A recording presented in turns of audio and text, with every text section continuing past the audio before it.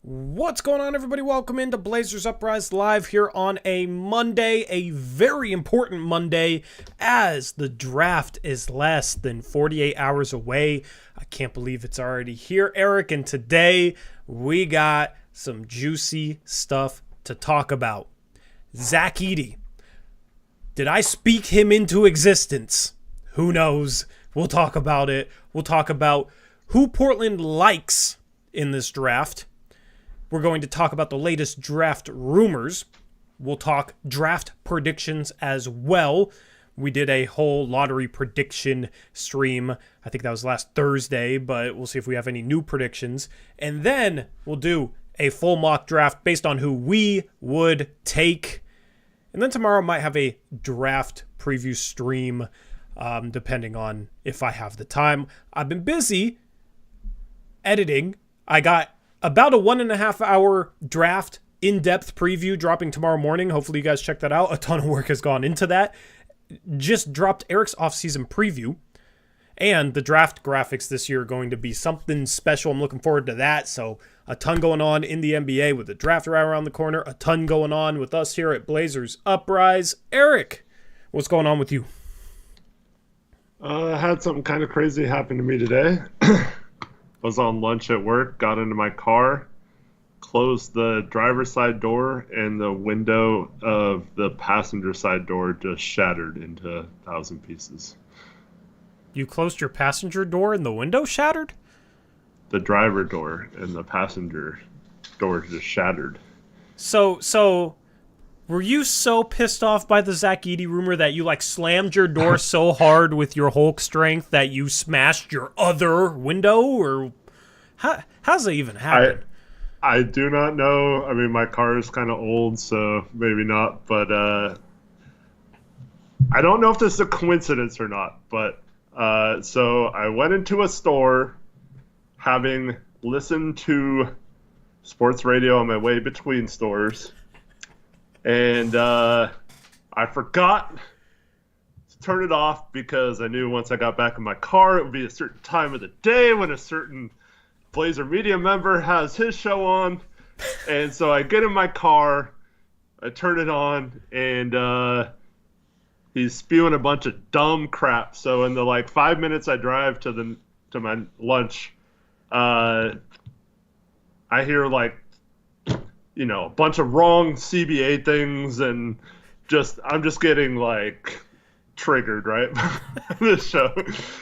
And so I go in and I'm in the Twitter GC making jokes about how I'm about to go rip my stereo out of my car and stuff. And so is it a coincidence that I go back to my car and my window shatters when I go back? But wow, that's crazy. I mean, that's unfortunate. I know what it's like to have a shattered passenger window, unfortunately. And mine also related to the Blazers in a way, because it was when I was at a Blazer game. Yep. Yeah, but, I mean, my goodness, that's very unfortunate. You kind of spoke that into existence. Eric, we have a way of speaking things into existence. No. I don't know what it is. Not this story. How are you doing? How is everyone in chat? Bro, let me just say, I've been working so hard past couple weeks, edited for a YouTuber friend of mine last Sunday for 14 hours straight, basically just working on computers constantly. My temples are starting to twitch. My eyes started twitching today. I even tweeted about it. That was not a joke. Right? So this is just the craziest time of year with the draft stream on Wednesday and Thursday and then free agency on Sunday. And normally it's I got a lot of energy about this time of year. Man, I am working my ass off right now, but I love it. I love it. It's a lot, but I love it. Wouldn't trade it for the world. Excited to be able to bring yet another draft stream to you guys. This is going to be our... Wait, hold on. 1, 2, 3, 4, 5. This is our 6th draft stream. That's crazy. We're losing count of what draft stream it is. So, a 6th draft stream for you guys. Our first draft stream was our first live stream on this channel back in 2019. The playback all jittery and screwed up. But the production that we got for Wednesday, I'm looking forward to it. I've had Krish helping me out with stuff. Shout out to him. He's making some animations. That's all I'm going to say. We got some animated stuff. Unfortunately, I never got that far in my design quest. But draft stream is going to be a lot of fun. So hopefully you can make it. We're going to be live streaming every pick of both rounds on Wednesday and Thursday. We're not going to have Twitter feeds up. We're not going to be looking at Twitter. We're going to react live. So if you want to react to picks live, you can shut down Twitter. You can throw on our stream. You can try and sync us up with an ESPN feed if you want to. But if ESPN does what they did with the NFL draft, they're going to spoil picks before Adam Silver comes to the podium, because they had Adam Schefter spoiling picks before Roger Goodell came to the podium during the NFL draft, and I hated it. So our stream is pure because it doesn't have spoilers, and we're going to have mods policing chat, no spoiling picks, that sort of thing. So it's a ton of fun. If you've never tuned in for a draft stream, it is one of my favorite draft streams of the year. And Eric, this year is just, it's going to be something else. There's going to be so much chaos. Favorite draft streams? It's one of our favorite streams. Well, now it's like you have a favorite draft stream and a least favorite draft stream, because there's 2 of them technically. Right. But yeah, no, one of our favorite streams of the year. Last year, there's a lot of stress going into the, trying to please Dame and trying to build a winner around Dame and feeling like they weren't going to do it and they were going to run him out of town. There was a lot of stress that came with that. This year it's completely different. Now, there might be stress about who the Blazers take at 7 and who they take at 14, but there's so much mystery around this draft. There's so much mystery about the Blazers' 2 lottery picks. I'm just happy that they have 2 lottery picks after missing out on 2 lottery picks a couple years ago.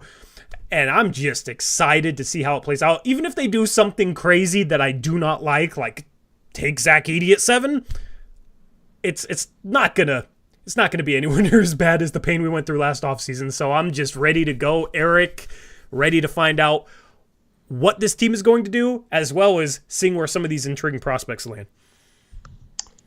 Yeah, and for those that weren't with us last year at Draft Stream, it was pretty much everyone thought we were going to trade the 3rd pick, and we were pretty much the only people saying prior to the draft, don't be surprised if the Blazers just keep the pick, and this is unfortunately the end of the road for Dame. So that was a tough thing to talk about, the possibility of, but ended up being what happened, and that was not very good for us. But yeah. At least we brought it up beforehand, though, right? Yeah, 100%, man. Shout out to John Fitzpatrick. Welcome to starter membership. What's up, John? Yeah, I don't know. I don't know what's going to happen, but did I foreshadow it, Eric? What did I say was the worst case scenario?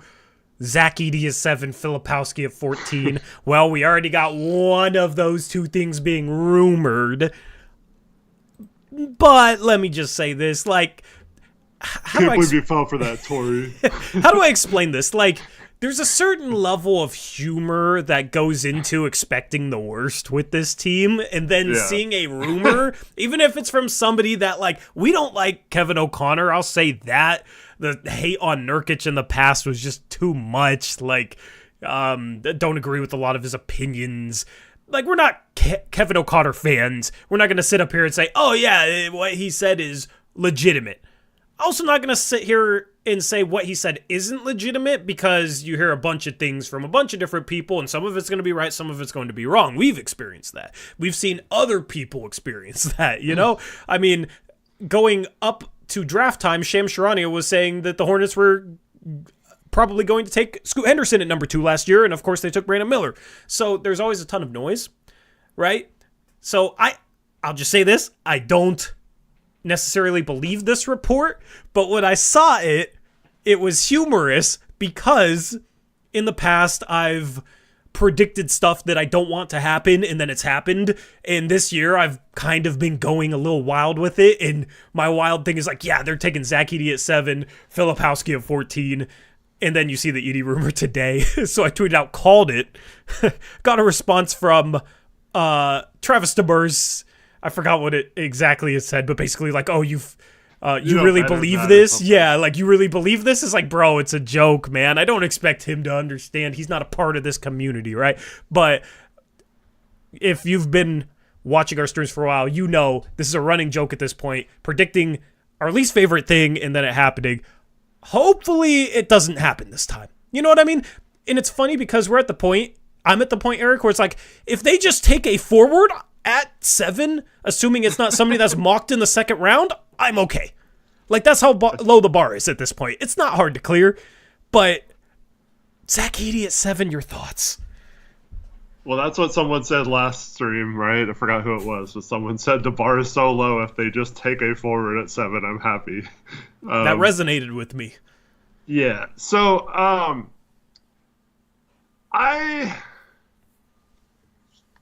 right, so there's a lot of layers to this. One, despite, I mean, I don't like Kevin O'Connor, but he has been one of the few people pushing out rumors this draft cycle. Woj and Shams have been surprisingly quiet on the draft front, at least. Gavoni's been a little more vocal than he usually is. And, you of course have some random people like Ian Begley and Evan Jake Sittery, Fisher. however you say his name. Evan Sittery. Like, there's some guys that have been pushing stuff, but Kevin O'Connor's been the only one with some of these, like, out there rumors. And who knows if they're correct or not, or if they're even a thing, or whatever. But I wouldn't be quick to dismiss anything he says because he's Kevin O'Connor. I mean, as you and I both know, Tori, if you're around long enough and talk about things long enough, people just start to message you, and people that you wouldn't think would be interested in messaging you, or people that that know someone, stuff like that, end up giving you information. And like you mentioned earlier, there's a lot of BS to that too, and not every rumor ends up being correct. In fact, most of the things, even the insiders like Woj and Shams end up hearing, are probably end up being incorrect. They just don't tweet them as much of the rumor stuff anymore. They're more just once it actually happens type thing. Because otherwise you have stuff like what happens with the Lakers coaching search where, it's kind of a battle between who's right and who's wrong. And then Shams looks like an idiot for a week and then ultimately ends up being right and whatnot. Yeah, so I wouldn't just say, oh, it's Kevin O'Connor. We can't discuss this as like there's no validation to it. But you also think like, okay, so the Blazers, if they're going after Edey, it's got to be a smokescreen, right? Like, they're sitting there knowing that, and Gavoni went on ESPN today and said that he thinks Edey could go as high as 9 to Memphis, and that Memphis really likes him, and that Edey's the second best center in this draft, and that Memphis really needs a center, and they're probably, if they don't trade up for Klingon, it's going to take. So is Portland smart enough to then like extract some value if there's a guy they think they can get a couple spots later, and they're scaring Memphis into thinking, oh, you got to trade up if you want Edey? I don't think they're that smart. Like, I can't give them the benefit of the doubt that they're smoke screening this, because they haven't smoke screened to this point yet. Like, almost everything we hear ends up being true in regards to the front office, right? In terms of, oh, they're not going to trade Brogdon. They're not listening to offers on Grant. They're going to keep the pick, last year and all that kind of stuff. Like, it almost all ends up being not smoke screens, right? So, I don't think you can just dismiss that either. So what I keep coming back to, and chat, tell me if I'm wrong here. I think I'm speaking facts. But prior to the last couple months of the season, we all agree that everyone had legit concerns about Deandre Ayton's mental state and his just mindset when it comes to basketball, correct? Like, that's legit to have, like, that's been the knock on him, right? Up until that point, right? And then he has those good couple months, and everyone's like, oh, maybe he's maturing. Maybe he's showing signs of leadership. Maybe, things are better now for him. Maybe. So the first thing Portland does, like a couple months later, is going to test that mindset by showing interest in these centers or like putting these rumors out there. Like, it doesn't make sense to me unless they've like told him, don't worry about this, there's smoke screens or whatever. But once again, I come back to this front office is not that smart to do that, I don't think. So like, I don't think that's the case or what's going on. So what could it be? Do they think Deandre Ayton's the power forward moving forward? Like, legit, I don't know. Do they, Tori? Like,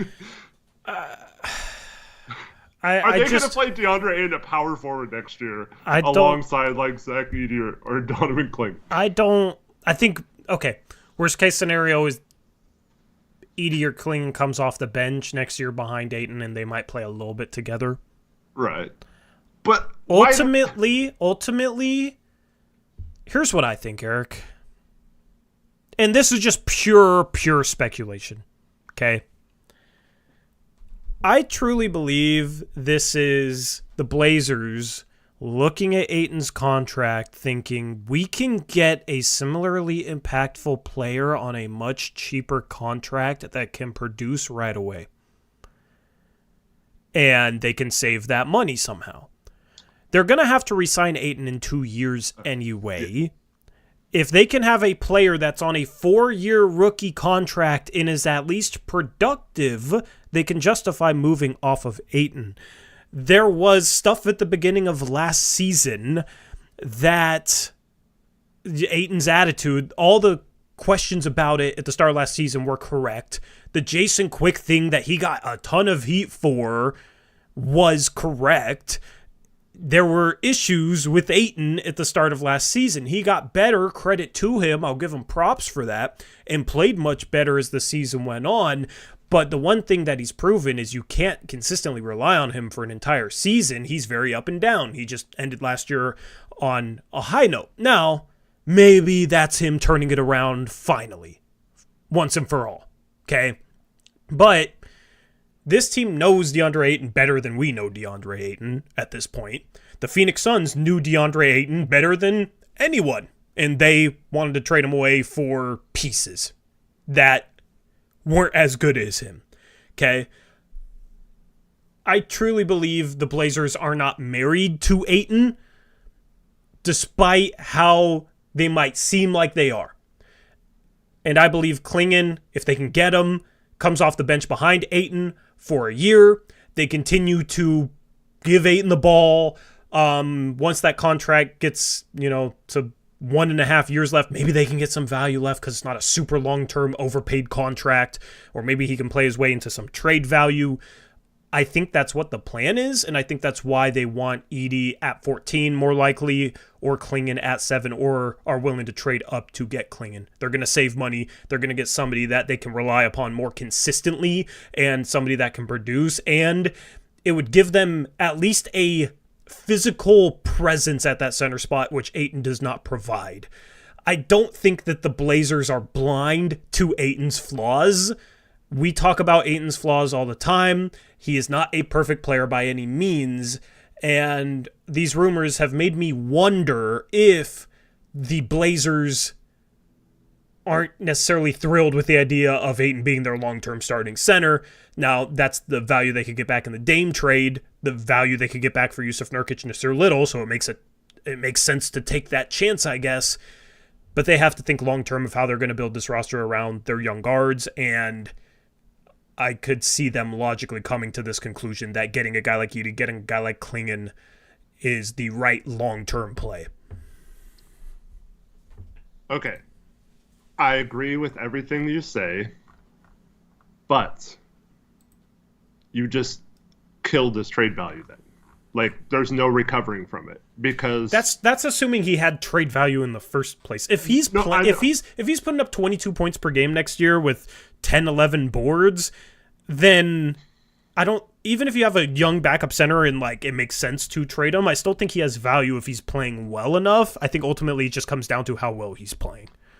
But if Portland's looking to trade him and the offseason after acquiring him is already looking to move on from him, that's the second team that's dumped him basically, or tried to dump him for, attitude issues or whatever the case was.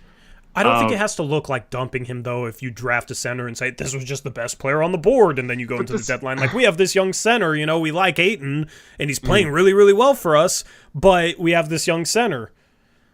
Well, I understand if we take a center at 14, it's a little different. But 7 is our best asset this summer.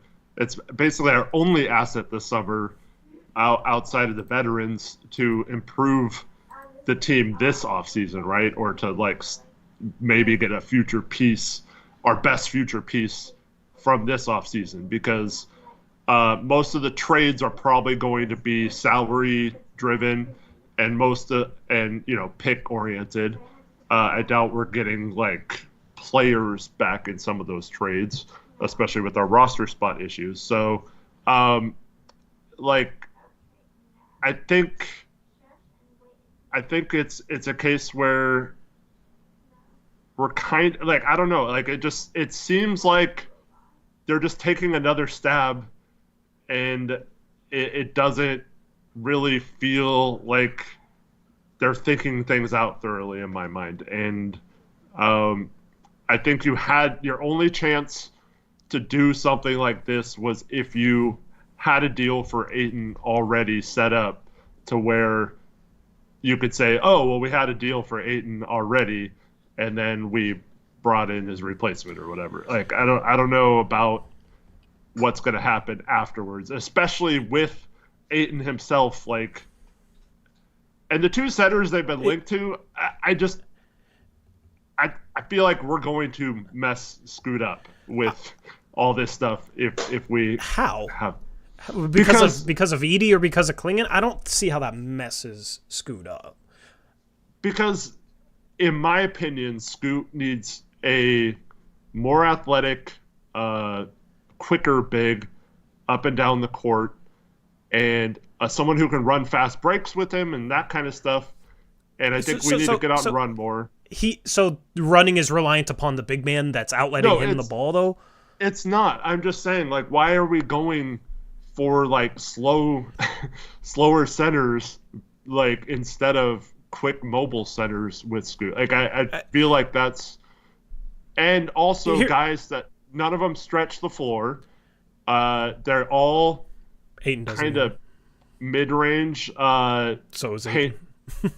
I know. I'm saying they're all like Ayton's this way too. I'm agreeing with you. Like all three of them. So then we're adding another center who's going to be like Klingon and Edey are like post and high post specialists. Like they're always going to be there. So like we're always going to have a center clogging that middle, and that was an issue last year with Ayton always being in the middle. Every time Scoot and Anthony drove, there's Ayton right there in the freaking middle of the paint. His guys right there. They had like no spacing. I feel like if we have those centers, it's going to create spacing issues that it's going to be tough for Scoot to avoid. I'll be honest, I think you're looking at this wrong. If you have Zach Edey in a dunker spot, in a dump-off spot, he is so large that if you help at all, it's really easy just to get the ball up to him for an automatic 2.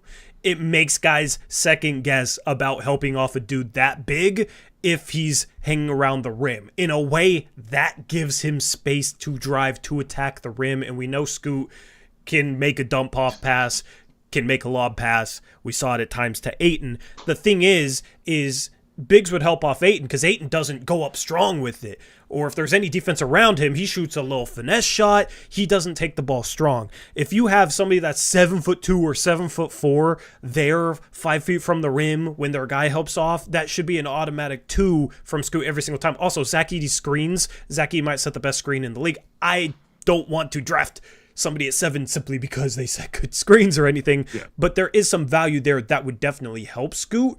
I don't think they would screw up Scoot at all.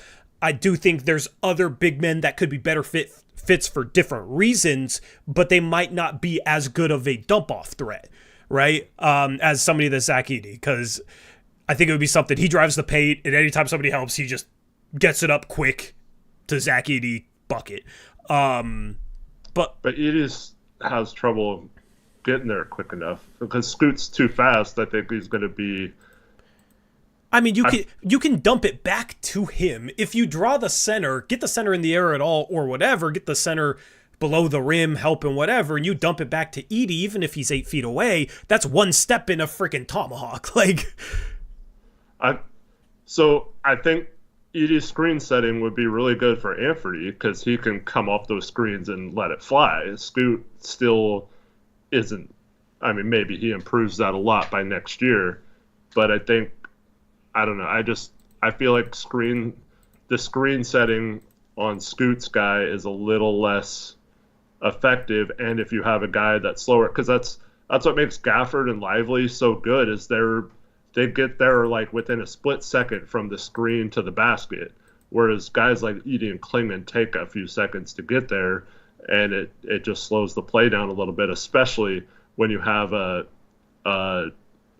guy as quick as Scoot with the ball who can get to the rim really quick.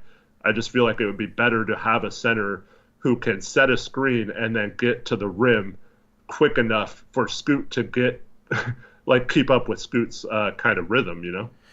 I don't think they have to keep up with Scoot. They just have to be close enough where if it's dumped back to them, they can dunk it. Take 1 step, 2 steps, dunk it. Because that's the thing, is I feel like we're thinking of it from like a Deandre Ayton, Jusuf Nurkic standpoint, where Jusuf Nurkic is not athletic, so if you dump it back to him 8 feet away from the rim, it's probably not going to be the best shot. The defense is going to recover to him. He's not going to dunk over anybody. It's probably going to be some flip shot. Where if you dump it back to Ayton, 8-10 feet away from the rim, he's probably shooting a fadeaway mid-range shot. Where it's different with Klingman and especially Edey is those guys are so big that if you're able to dump it back to them with them going downhill at the rim, even if they're 8 to 10 feet away, they're getting to the rim and probably getting fouled.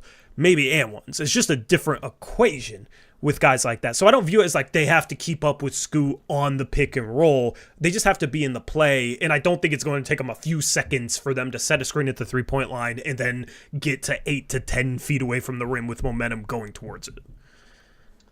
Yeah, well, I don't really like those guys. Klingman's a little better than Edey, in my opinion, in terms of passing out of the short roll. I don't know, man. I don't know. I'm not as confident as you that they're going to be that easy as scorers in the NBA. There's a comment that said, Torrey trying to convince himself we should take Edey. Not at all. It's like... There's prospects at certain picks that I don't like, but that's not to say that they don't provide value somewhere, right? Like, that they're not bad at everything. Zach Edey provides some value. I don't think it's enough value to justify taking him at 7. 14 still feels a little bit too rich for me, and it's mostly all on the defensive end. I'm not worried about offense with Zach Edey. I'm just not. He's going to help the Blazers be more efficient. He's going to put opposing big men in foul trouble. Like, offensively, if he was a good defender, I would probably be completely on board with taking him at 7. It's the defensive worries that I don't know if he can ever be a starting center in the league because I don't know if he can play good enough defense. Klingon, it's foot issues. Like, I'm okay if they take Klingon at 7.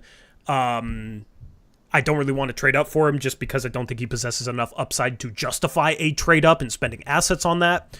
But Klingon at 7, I think, is okay. And I want to touch upon something that you said earlier, Eric, but I didn't respond to yet. Like, talking about if this is the Blazers just kind of like throwing darts, like just taking random shots with a lack of a plan.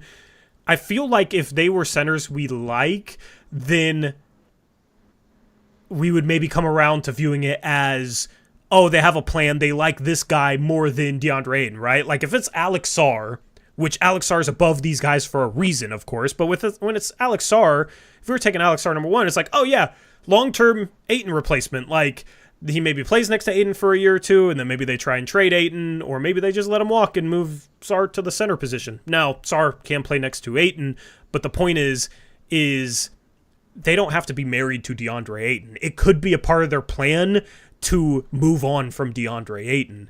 Even if it's a center that we don't really like, where they get drafted or how they get that center, maybe if we wish it was somebody more athletic, I don't think it necessarily means that they don't have a plan. It's very possible that they don't have a plan. We've seen this team not have a plan. I'm just trying not to get sucked into the negative bias of like, oh, it for sure means they don't have a plan if they draft Zach Edey at 14 or draft Klingon at 7. Because I think it's very logical and would be a good look on this organization, in my opinion, if they were not married to Ayton and were willing to go younger and cheaper for a big man that might be better as a role player maybe in year 1 or year 2. Yeah, I mean, I'm not an Ayton fan either, so like it makes sense to me, but I just excuse me. Bless you. Thank you. I feel like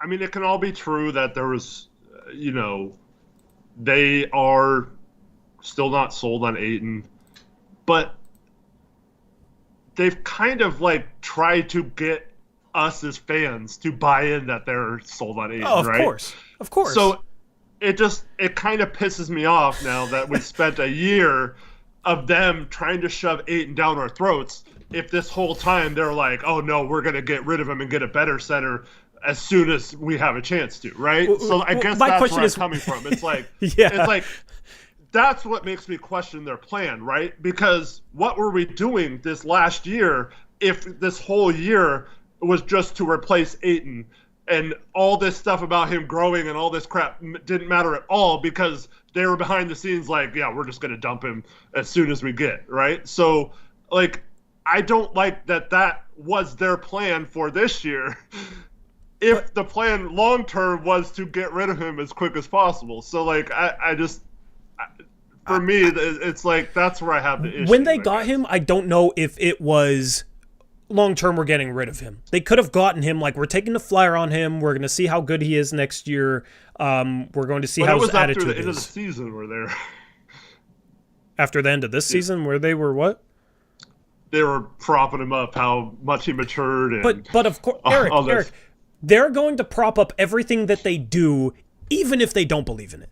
That's my opinion. I know, but I'm saying it just like for me, it all goes back to that. Like, I don't think they have like it's just like, okay, let's try Deandre Ayton for a year. Okay, he has attitude problems. Let's move on to someone else. But now you're stuck with this $30-some million contract, and like this is why like you and I got so much crap for this, but we said we would have traded him for an expiring contract at the deadline and just been done with it and fixed our cap problem, right? Then it would make much more sense to be tied to Klingon or Edey. Yeah. I mean, but ultimately, like, they're going to hype up their assets. They're going to hype up the moves that they make. Like, they're going to speak well on their own players.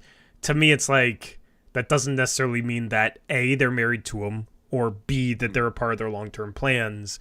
It's just kind of part of the game that a lot of GMs, a lot of front offices play, and Joe Cronin certainly plays that game. We've seen him play that game. We've seen him go from wanting a Josh Hart at every position to trading Josh Hart, and, they had to because he wasn't going to resign, this, that. Like, things happen, things change. GMs say a lot of stuff.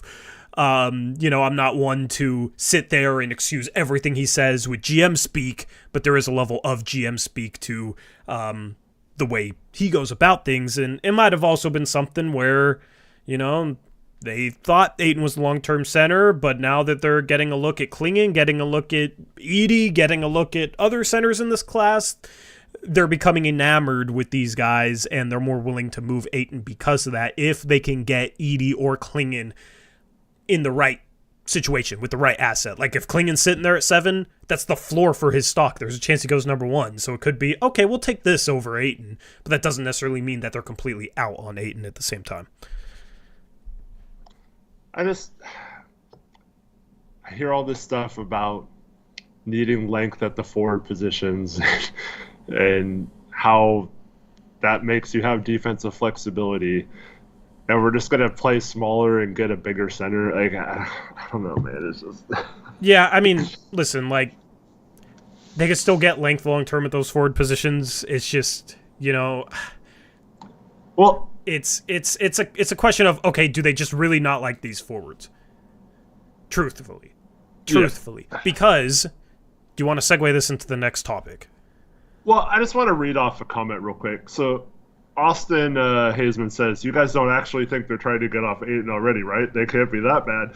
And this is my point, Tori. Like, no one freaking knows what the heck they're doing, right? Like, and I feel like they're confused on what they're doing. Like, do we need a center or what? Like, and I don't think Klingon Edey, you're right. It is because it's those two that they're targeting, if that's true.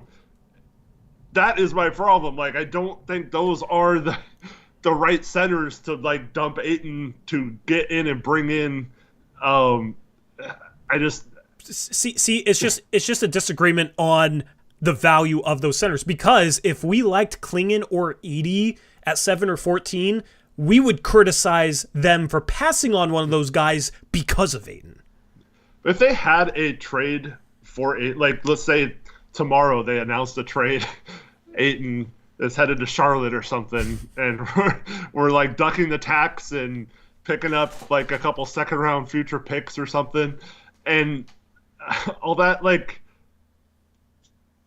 I would be fine with Klingon, I guess, at 7. I still would have an issue with Edey at 7. Like, if we had no center on the roster, I still don't think Edey's the right, because especially with like Ware or Deron Holmes or Ware or Deron Holmes or something at 14. Like, I think a lot of people agree that Edey's not the right guy at 7. Joe Cronin might agree that Edey's not the right guy at 7. Like, this is a, who knows how much stock to really put in this rumor, right? So it could be that they're not completely crazy regarding the value of Klingon and Edey. Also, I mean, it came out the other day that Walker Kessler is available. Like, I'd almost rather trade one of our picks for him instead than Klingon or Edey. Like, I think Klingon or Edey are better than Walker Kessler long term. Maybe not Edey, but Edey's, like, if you're gonna have a guy like an Edey or Walker Kessler, like, I'd rather have the dominant, like, bigger player.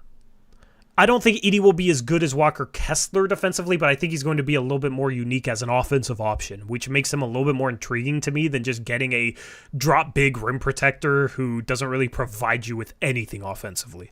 Mm-hmm. Yeah, I mean, I'm not a super Kessler fan either. Kessler is not more expensive. He was like the 23rd pick or 22nd pick or something. Yeah. There's a comment before we move on. Guys, I'm telling you, Edey at 14 is an option to work Ayton into all-star shape. Drafting Edey is not going to work Ayton into anything. Like, Ayton has to be self-motivated himself. You're not going to bring in a rookie to motivate Ayton. It doesn't really make sense to me. Like, Your draft, if you draft Edey, you're drafting Edey to replace Ayton. You don't draft somebody in the lottery to not hopefully become a starter long term. So, listen, Eric, like, I'm at the point, I don't like Edey at 14. I don't absolutely hate it. Like, if you had asked me, which do you hate more, Edey at 14 in this draft or Chris Murray at 23 in last year's draft? It's Chris Murray at 23 in last year's draft. Like, I can answer that pretty quickly, you know? Just because he does, like, provide something. And I don't know. I do wonder if he can move a little bit better than we give him credit for. And listen, he's worked out. He's worked out for them privately. Maybe he moved well. Like, he worked out against other centers, against other legitimate prospects. Like, I didn't see that work out, of course, unfortunately. Like, who knows? Who knows? There are worse picks they could go for at 14 than Zach Edey. I would rather have Edey than Filipowski in a heartbeat. Okay, so I know he measured or did the combine drills well.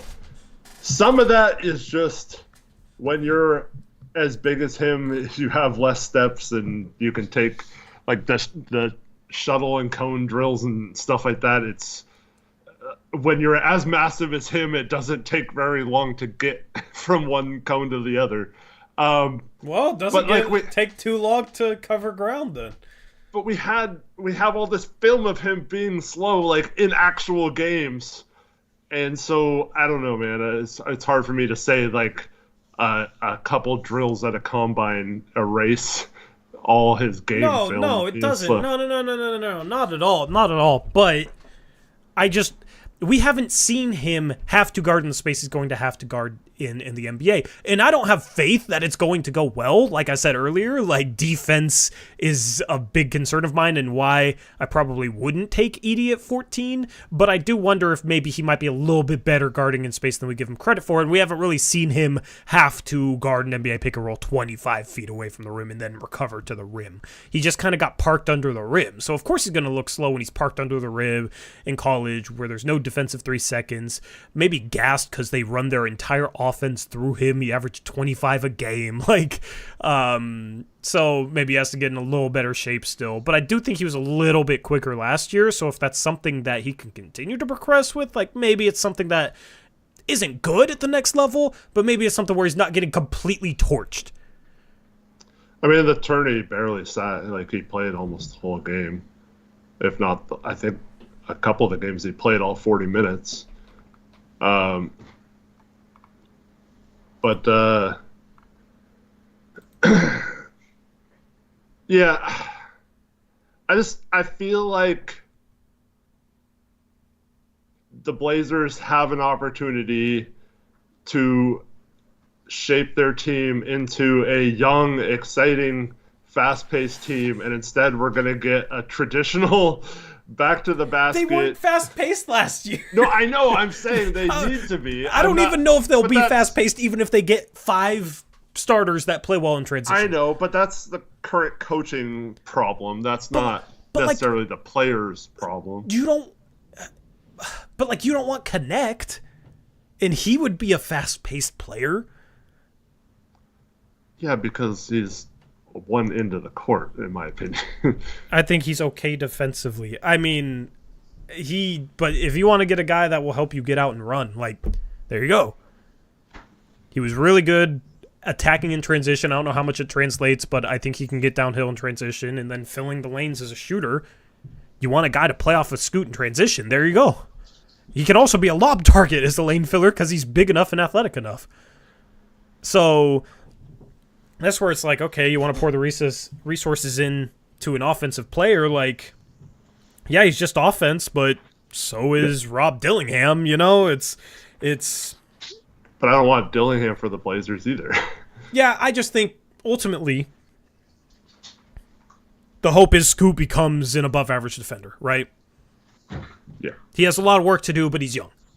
If he can become an above-average defender, if Sharp's an average defender, then you're fine with Knecht. Like, I'm just not viewing it in terms of like, oh, our small forwards, power forwards, and centers all have to be good defenders because we have Dame and CJ. Like, we're kind of out of that.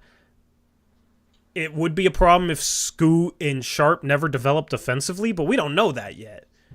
The one thing we do know is we need shooting. Yeah. So that's just where you can cross that bridge when you get there if it's still a problem a couple years down the line. And Knecht can be a bench guy too, where you're not making him guard starting threes. Yeah, I'm not like mad if we draft Knecht at 7. Like, I'm not pissed off. I feel like it's, I don't know. Like, you're kind of coming around on the idea of safe is good if it provides someone who's, talented or whatever, which I get. I don't want him to be safe. I just want him to take a risk. And so basically for me, if you're going to take a big risk, it has to have a big reward. Mm-hmm. Or a likely reward. And projecting the draft is like, we always talk floor and ceiling, but it's like a range of outcomes in there that it's much more likely they fall somewhere in between, right? And that's where it's like, okay, high floor guys, low ceiling, yes, it's not risky, but they're more likely to be impactful on this team 5 years from now, then that means something. I understand wanting the guy that's going to be the all-star, wanting to hit on the next Giannis, but the problem is when we talk about prospects, like maybe they could be the next Giannis when they just are not capable of being the next Giannis, is where it's like, that's just like dreamland to me. Yeah, but I mean, you're talking about one of the best players in the league. There's a lot. You can go down to like, there's 24 all-stars or whatever. Not all of them are all-stars every year, so there's probably like 30 to 40 all-star, fringe all-star level players. Here's my question. Then, based off that, if a guy's ceiling is realistically like all-star or fringe all-star, but he's very risky, has a very low floor, decent chance of maybe not even making it to a second contract or just being a bench player for their career, do we value that over somebody that we have a lot more confidence in can become a good starter? Well, I don't. I mean, there's a lot of gray area between bench player, not second contract, to all-star level player too. Like, there's a lot of different role players and things like that.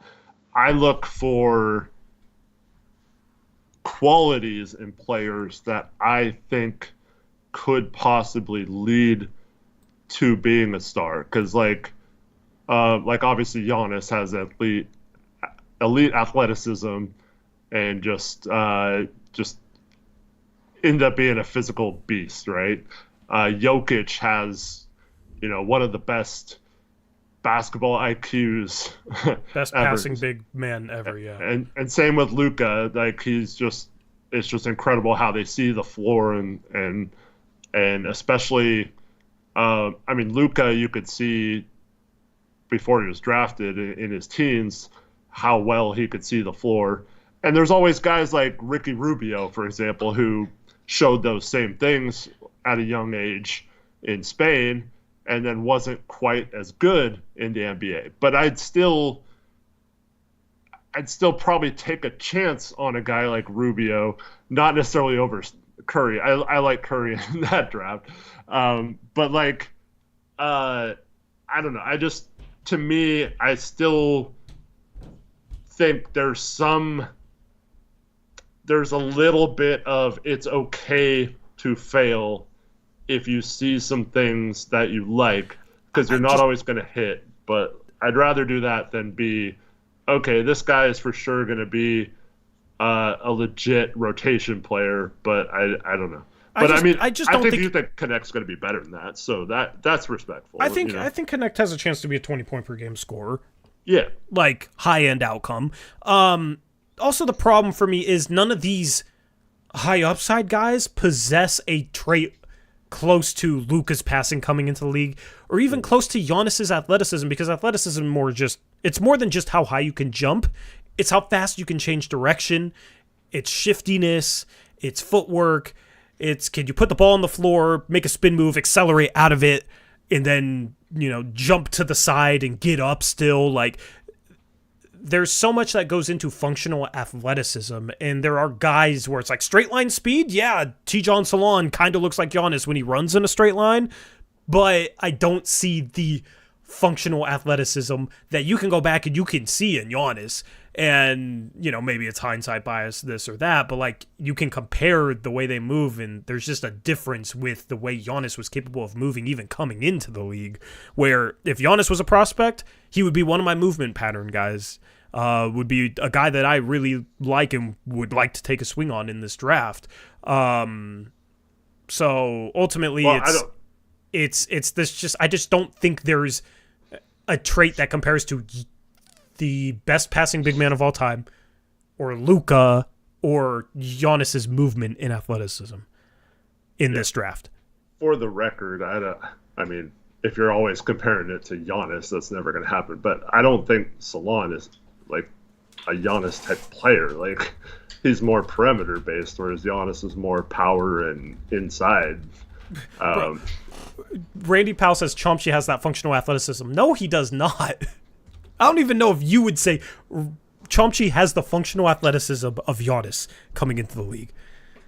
Well, the NBA, come on, man. The NBA punctuation chart came out, and according to that, it's Chomsky. You haven't even been. Does that drop him down your board? Yeah, he's he lost some of his aura. No, just kidding. Yeah, Chomsky is not quite as cool as Chomsky, but anyways, okay, so he doesn't have the speed and athleticism of Giannis, no.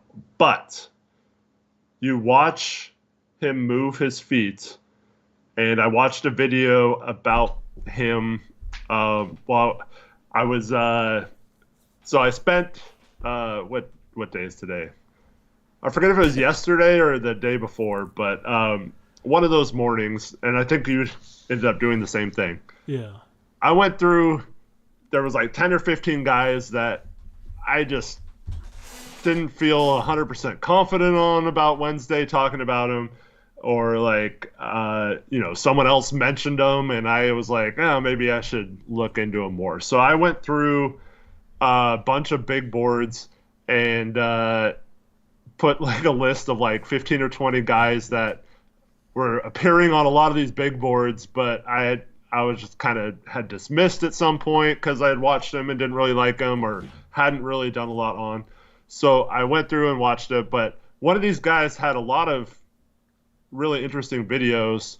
I just liked the way he presented them. I don't even remember what his YouTube channel was called, but it wasn't one that I was familiar with. And he didn't really have a lot of subscribers or anything, but he had one on Chomsky, and I went and watched it just because it's my favorite player. And he talked about his soccer background, and he had play after play after play about him moving his feet and his feet pattern, and he compared it to a lot of players that are elite. Defensively, bigs that can guard the perimeter and things like that.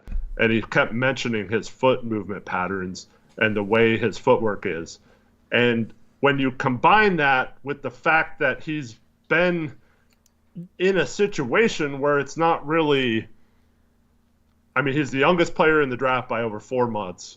Plus, he's been in a situation where he hasn't had the experience or the development that most of the other players in this draft have gotten. I just feel like there is possibly something there to where he could pop. Not Giannis level. I'm not expecting him to be an MVP or anything like that. But, I mean, I've mentioned like a Serge Ibaka type before. I do think that he has that in him, and I do believe that he is starting out with a fundamental base in terms of basketball that I don't understand how he has, given his upbringing and his little basketball experience, that once he gets in a place where he does get that experience along with footwork, screen setting, shot mechanics, just feel for the game already, I do feel like he is going to eventually pop, and that's why I have him so high. I mean, you have to be capable of learning things to that extent. It's not just as simple as, oh, this dude hasn't had the right development, so if we put him in development, he's automatically going to pop. And if you're drafting a guy that's multiple years away from making an impact, a project might never pan out, might never see a second contract, just to hope he's Serge Ibaka, I don't understand having him fourth on a big board. And then defensive footwork and offensive footwork, two completely different things. I don't follow it. We've argued Chomsky a lot. Ultimately, he'll be one guy we look back on in 5 years, and it's going to be interesting. You can take a like a thon maker or something and try to turn him into like, oh, this guy's athletic and he can do all these things. I'm trying to think of a better example of that. Someone who is just, Baisley, maybe like Darius Baisley, right? Like we thought, this guy has the size, the athleticism, like he can dribble the ball a little bit. It seemed like he'd be able to shoot. But that's, like we didn't really know. It was just like hoping that his size and athleticism panned out. But I'm saying with Sean Shea, I've seen things that I don't think he should be able to do. And if he's doing those things at his age and his experience level, I feel like that's a really good indication that he has something there that could be useful and isn't going to be a bust. But like I understand that you don't see those things, but I see something in him that leads me to believe that he is a lot more likely to reach his ceiling than you do. Yeah. We'll see. Anyway. Bro, Eric just called you blind. No, I didn't. I know, it's a joke. It's funny. Spell my name right, Matt. I know. He can't even spell your name right. So, shout out Pasty Zach, member for 25 months, says I'd rather take a guard than Edey or Flip at 7. Oh, absolutely. Like, I do not want Edey or Flip at 7. Bro, you know what drives me crazy, Eric, is like, I'm a little bit higher on Edey than I was a couple months ago. And there are some traits in his game that are good, but because I'm not just purely hating on him, it's like, oh, you're trying to convince yourself. Oh, you love Edey now. You blah, blah, blah, blah, blah. No, like I've already said, no way you take him at 7. I wouldn't even pick him at 14. I've said those things, okay? But there are some good traits of his, and he does provide something unique. He's 7'4", dominated college basketball. That does not translate automatically to the league. I don't think he's going to be a star, but like, there's so much nuance to these conversations. There's so much middle ground. There's so much gray area, and I feel like people get too in love or they hate prospects too much. It's like one extreme or the other. There's a few of you in chat, no offense, that get either completely in love with players or completely hate them, where they can do everything right and everything's going to turn out great and blah, or they're not good, they're going to get overdrafted, they don't provide anything to the team.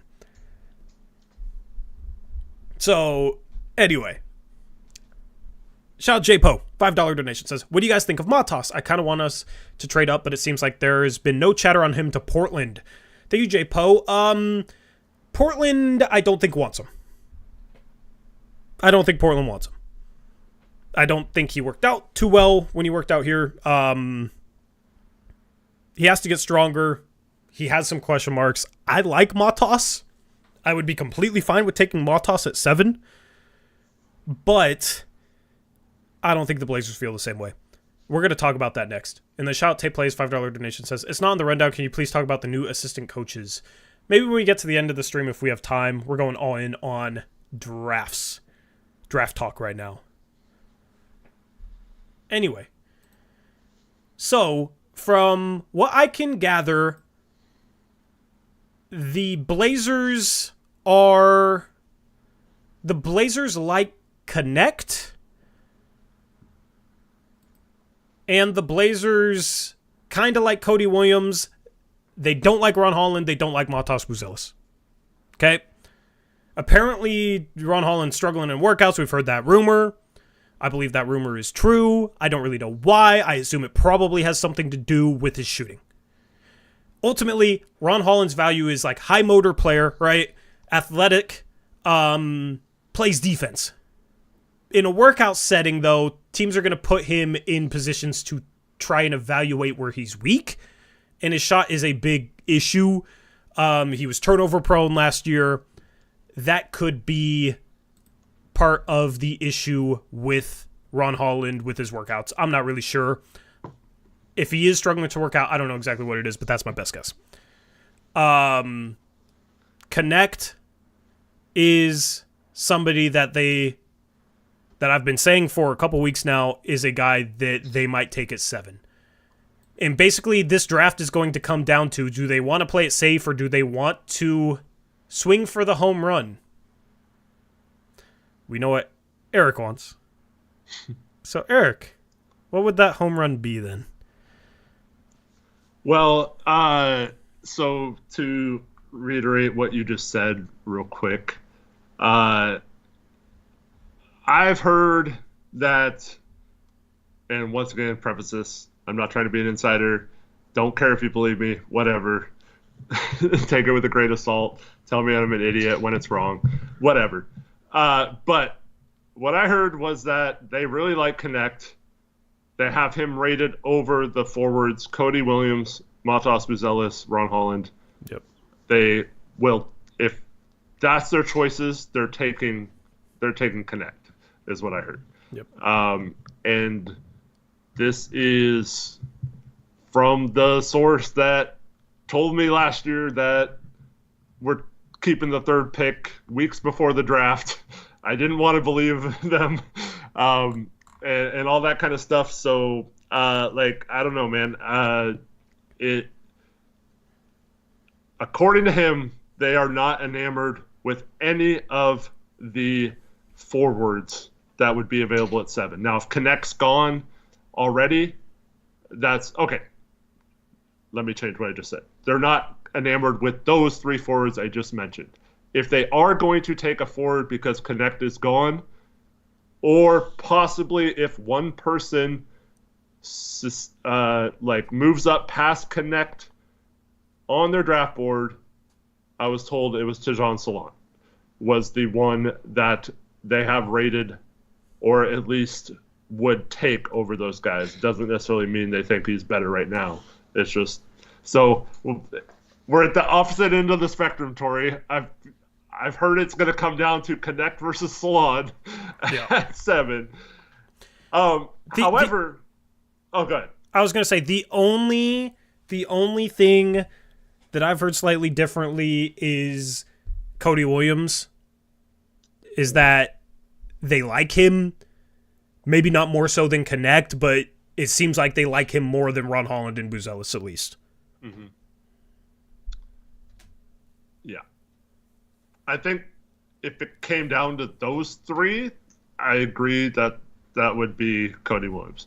And I think if any of them fall to 14, you have to take them, even if you don't really like them, right? I just feel like you have to. I honestly think there's a chance that Ron Holland could be that guy that falls to 14, and I think there's a chance that the Blazers might pass on him. I'm not sure. It's just kind of my speculation based on some loose stuff out there.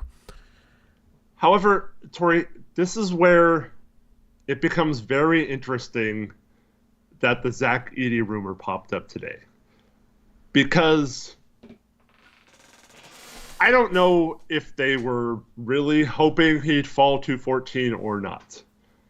But I believe in the last couple days, Memphis is talking themselves into Edey instead of trading up for Knecht. And now there was a rumor today that they're Klingen? for Klingen. Sorry. Yeah. There is a rumor today. It's funny because we had that stream, right? Last time it was awesome because we had your vote, my vote, and chat's vote. And we had Sarr going 2 to the Wizards. Then right after that stream, it comes out that Sarr is like a lock for 2 the next day. And then we traded Memphis up from 9 to 3. And then today there's a rumor that exact trade, 9 and Smart for 3, is looking like a possibility and all that kind of stuff. So that might still happen. Those predictions are pretty good predictions. Right. So it's going to be really cool if like a lot of that stuff from that stream ends up happening. Mm-hmm. Especially since that was like a week before the draft, so we didn't even have all the stuff that we've gotten over the last few days. But I believe in the last few days, they were strongly hoping, planning, I don't know what the right word is, that Edey was going to be their guy at 14. Yeah. And I think now they're worried that he's not going to be there at 14. And one of these forwards or someone could fall to 14. Yeah. So that is why I am not totally dismissing them taking Edey at 7.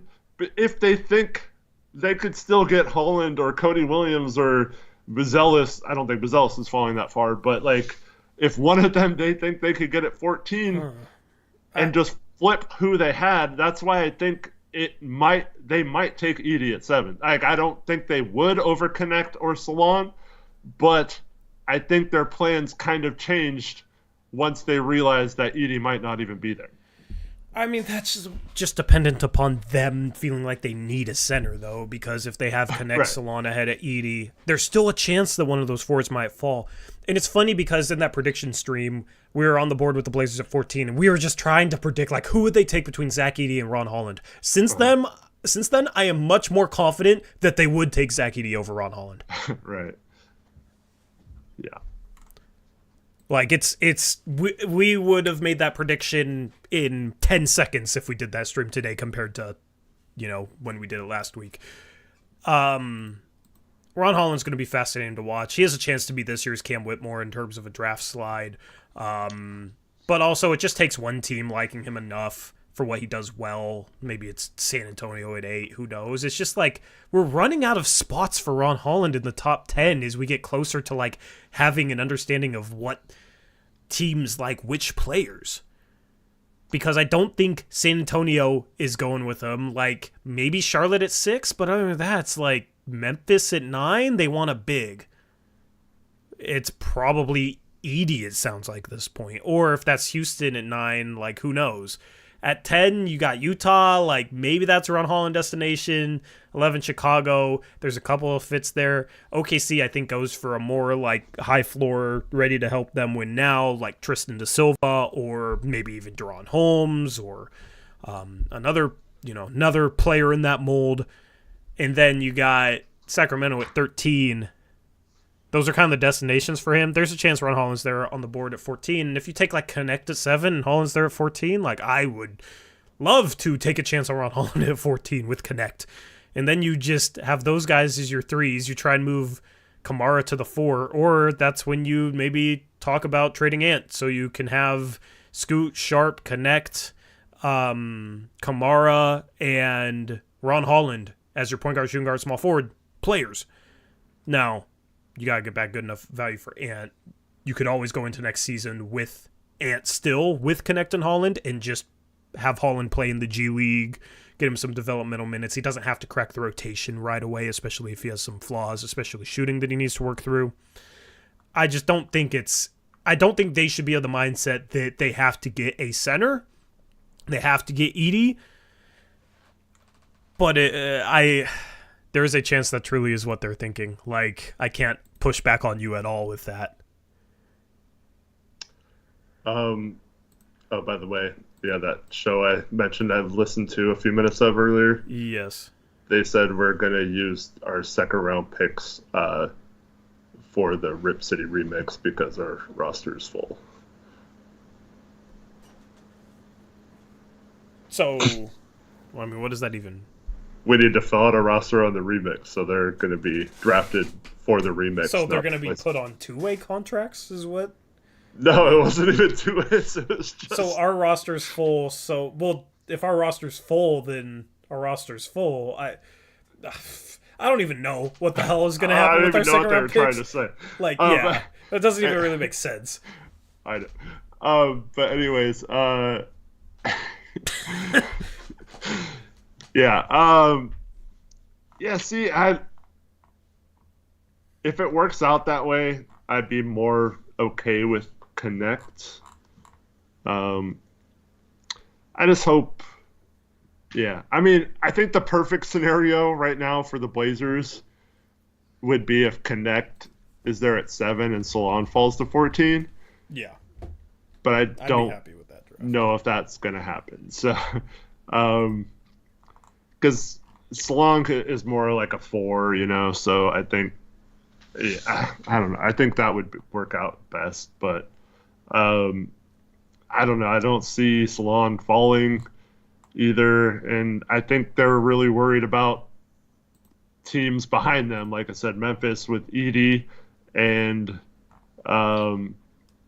San Antonio at 8 with Salon. I think they're struggling with, needing to pick their guy before they get them or whatever.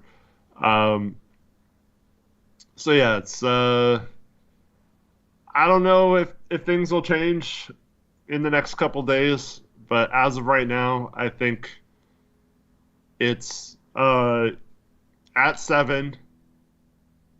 It's either Knecht, Salon, or Edey. My mind, Yeah.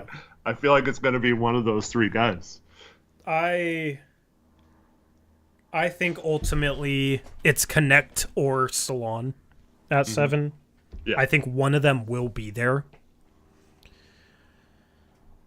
Edey's the third guy for sure there. If you had to rank them 1 to 3, how do you rank them? Knecht, Salon, Edey. I agree.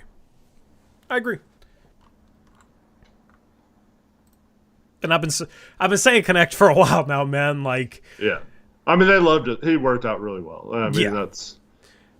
Well, apparently he was just like. At all. Here's the thing with shooters and workouts: like they will get these guys like gassed and then have them shoot, like running down the court shooting just to see how they shoot tired in a game.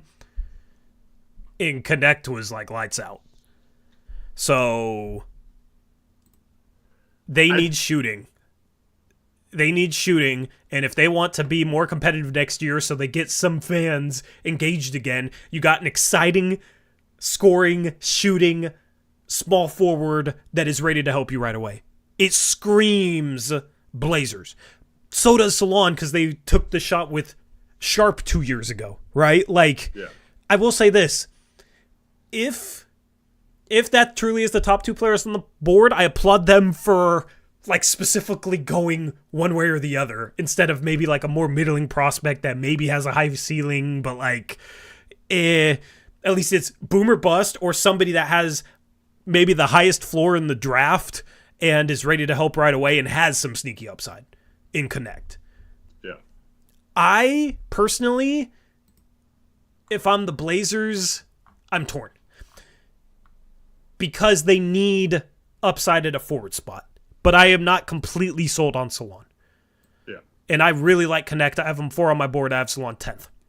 Mm-hmm. It's just for the Blazers, it's a little bit more even between those 2 guys. Right? For a lot of other teams, I like Knecht more. It's tough to say for the Blazers, man. I would not complain with either of those picks. Salon truly does have upside. And I've never pushed back on his overall ceiling. Basically, where me and Eric disagree is how likely he is to reach it. But I don't think you can limit him necessarily. Just realize that he's going to have a lot of growing pains. And if people are as impatient with Salon as they were with Scoot last year, people aren't going to like him a year from now. In my opinion. Yeah, but we're also not going to have Cronin. I mean, I hope not he would do this. Like, say right away that this Salon guy is further along than any other prospect at 18 or 19, and he's going to come in and dominate the league right away and be an all-star. Like he's not going to say that kind of stuff. No, I was. You think? Yeah, I'm saying like I would hope that Cronin's not that dumb to like put that kind of pressure on him. Jeez. Yeah. He needs multiple years in order to like actually be productive, in my opinion, and it's going to take some patience. And listen, I'm not as high on Salon as you, but I'll be sitting here with you when he struggles and people question him as the 7th overall pick. I'll sit here and preach patience with you, just like I did this past year with Scoot. Well, I mean, honestly, there's been a couple examples. Sharp, for one, and Zach Collins, I think, is this way. Like, those are both guys who we weren't expecting much in their first year, and they played a lot more than we thought. I'm not saying Salon would do that. I'm just saying, like, I wouldn't necessarily put it out of the realm of possibility that he gets in some games, hits some threes, is left open in the corners and stuff, and looks okay out there. Yeah. I think the thing with Salon right away is like there's a little bit of a lack of coordination to me. Like a lack of balance. Maybe it's, he needs to get his base stronger. He'll have impressive plays in space, but like in traffic, he'll just have plays where he falls. Like he falls a lot. Where in situations where it doesn't seem like he should be hitting the floor. So I still think he's getting used to his body. I don't know when he stopped growing, but that's just what it looks like to me when I watch him.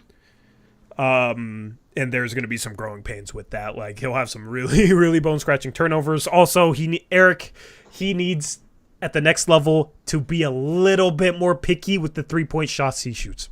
Mm-hmm. Because he shoots some wild step backs, fadeaway threes. Like, dude had a shot selection that made me think that he thinks he's Steph Curry in a 6'10" body. And honestly, that's probably why his 3-point percentage wasn't better. Yeah. He was 31%, but he shot some wild shots. So, Salon, Knecht, Edey. I would be surprised if they go anyone else at 7 unless Klingen's there. Right? We didn't say Klingen's name, but if Klingen falls to 7, yeah.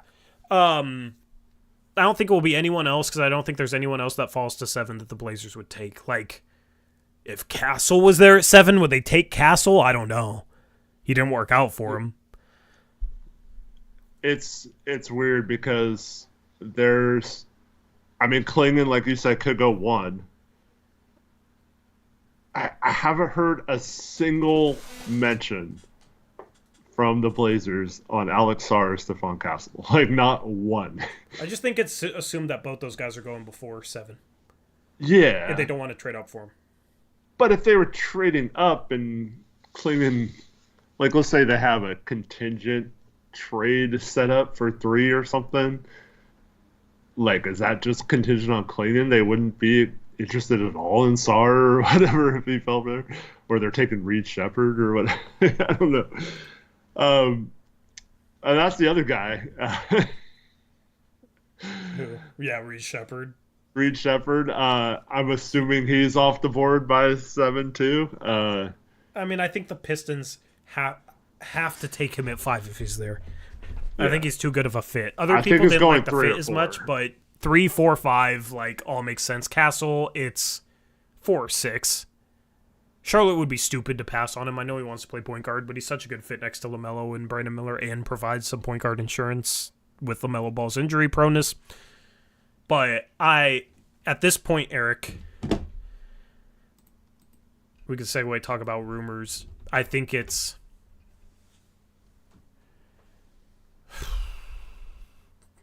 Ricochet 1, Sarr 2, if I had to guess right now. But I also think it could be Sarr then Ricochet, or Sarr then Klingen then Ricochet. I think Ricochet and Sarr are Locke's top 3. I think Klingen is a little bit more variable. I think there's a chance Ricochet could fall to 4. Small chance, but... Small chance, yeah, maybe not a lock, but he's a lock top 4 at least, because maybe Houston takes Reed Shepherd instead. That's what I'm saying, yeah. I think Shepherd is 3 to 5, and then Castle is 4 to 6.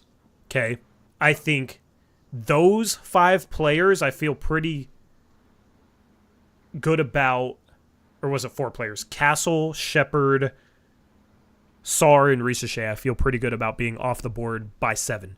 Klingon I kind of want to throw in that category, but if he falls past the top 2, I think there's a very real chance he could fall to 7, because you're looking at Houston with Sangoon, you're looking at San Antonio at 4, and apparently they've become more intrigued with pairing Klingon next to Wemby, but I don't know, do you really need to double down on rim protection when you have Wemby? Like, I like Wemby better as a center.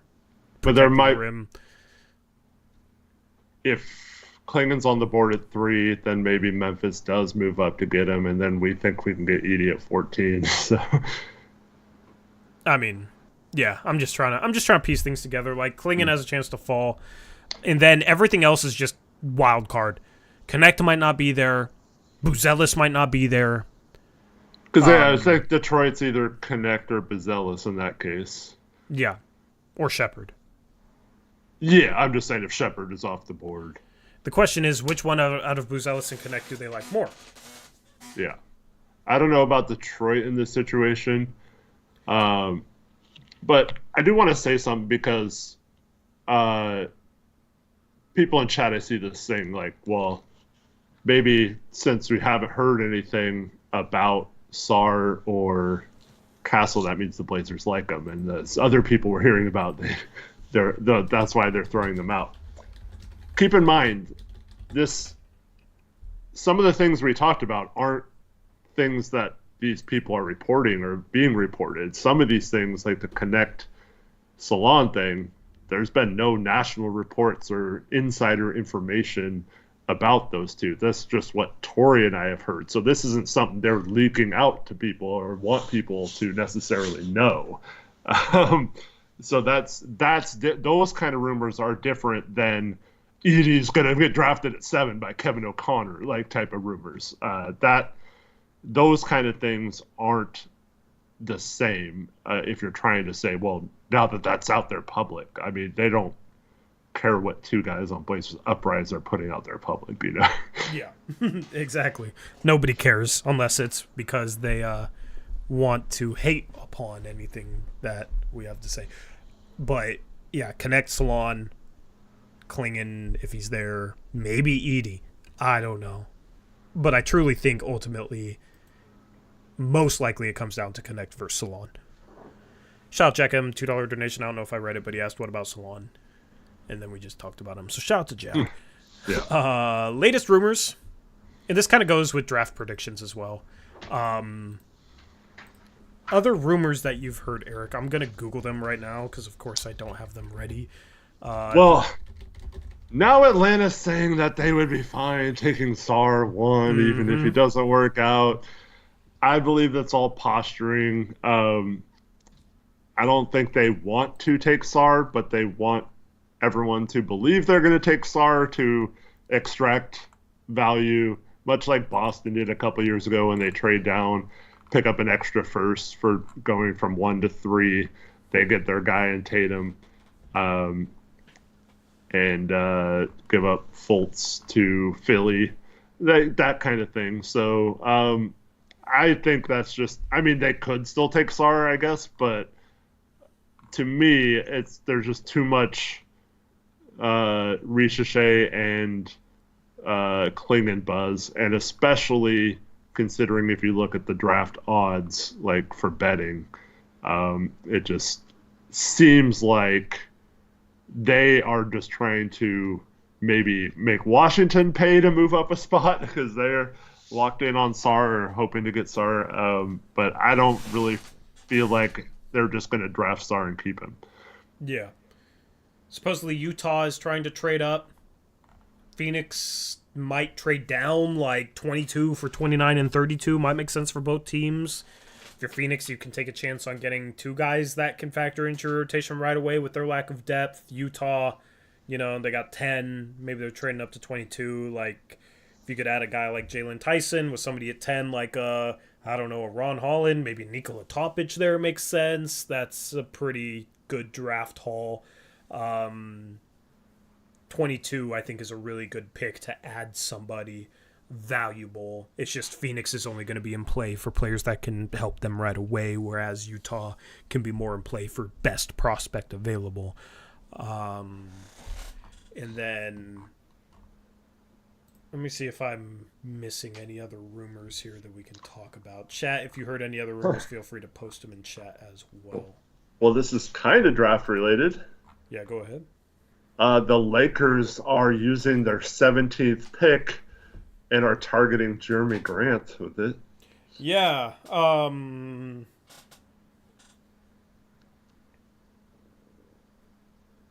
If the Blazers could trade 14 and 17 up to Memphis at 9, maybe they do that trade so they can get Edey.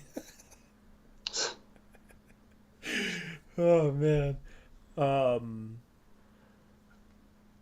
don't know. Like, if you can get 17 in their future first, I'd do that. With, like, Rui Hachimura, sure. Yeah, I don't think many of the players. Rui's okay, but I don't think he's got a ton of trade value. So I wouldn't take an offer of just 17. Yeah. I feel like that's a bit too low, especially in this draft. So, yeah, I would rather have either a future first or both.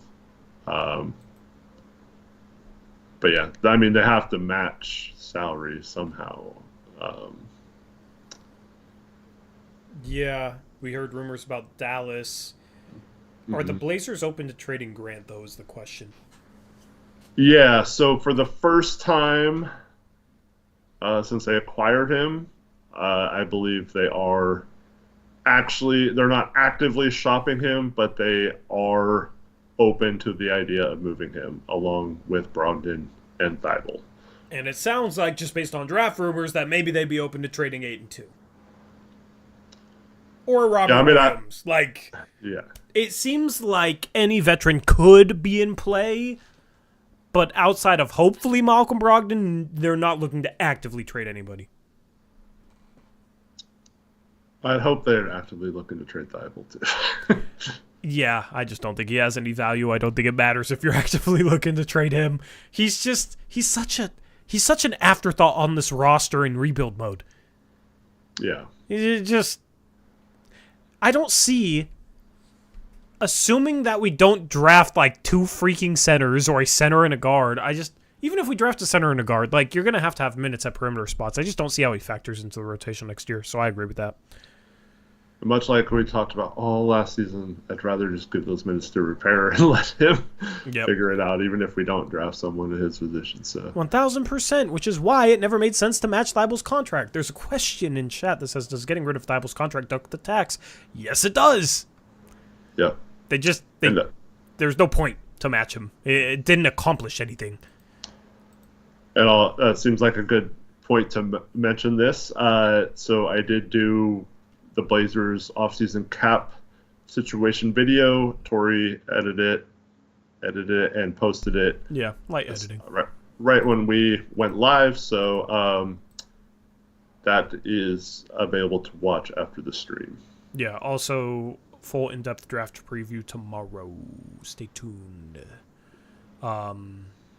Let's wrap up the stream. Let's do a mock draft, Eric, and we haven't done this at all, and now's the last opportunity to do it. Let's do a mock draft where we take who we would take for each team. All right. We might have a stream tomorrow night, or I'll do a mock draft, which will be predicting what teams are going to do. But today, I want to do who we would take. All right. I spent a lot of time updating my big board yesterday. Yeah, I've been updating mine.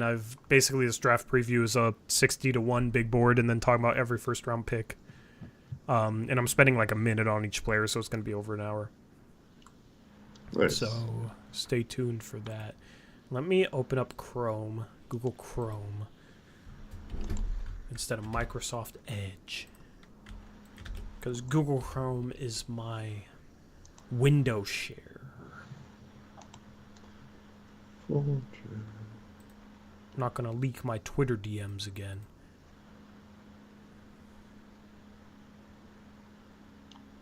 All right, mock draft simulator.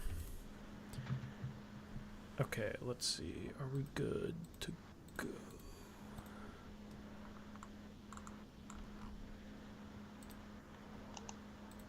Sorry, I'm just getting this set up.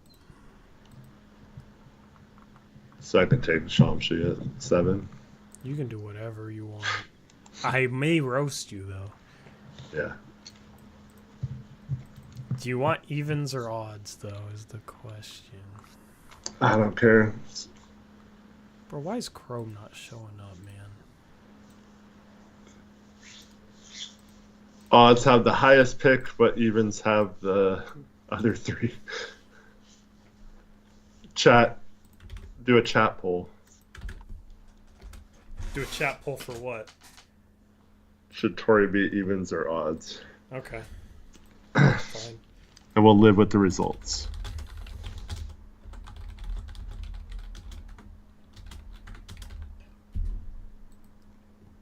They're going to say no. Oh, wait. Should Tory be evens or odds? Yes or no? That doesn't make sense. No. No got 100%. Should Tory be evens or odds? Okay, evens, odds. They're going to say evens. I don't know. Evens is good though because you. I'm talking them into making me odds. You know, I don't know. We'll see. Now that I said this, what I want though, watch it gonna go down. I'll end it when you say end it. By the way.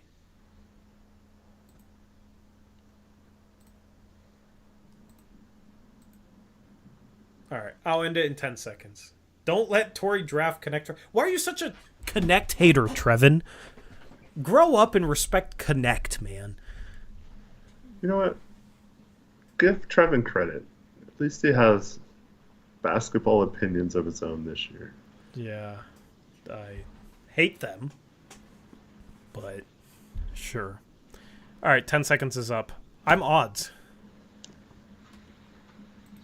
John Smith says, wasn't Grant born in Portland? He's never going to get traded.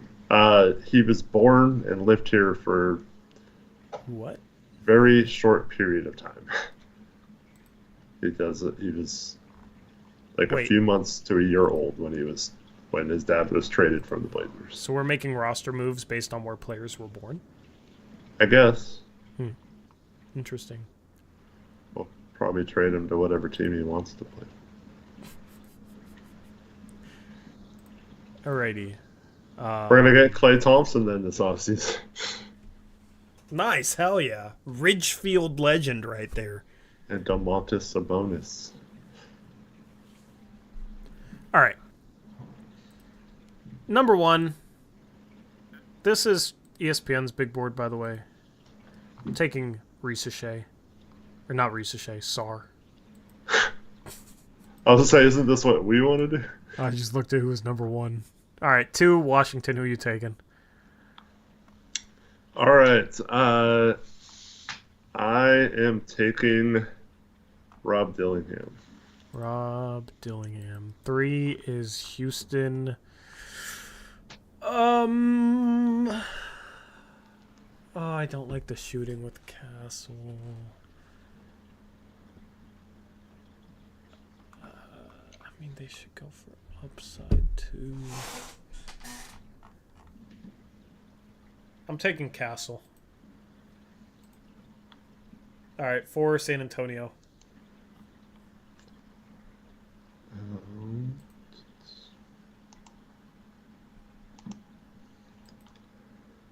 I am taking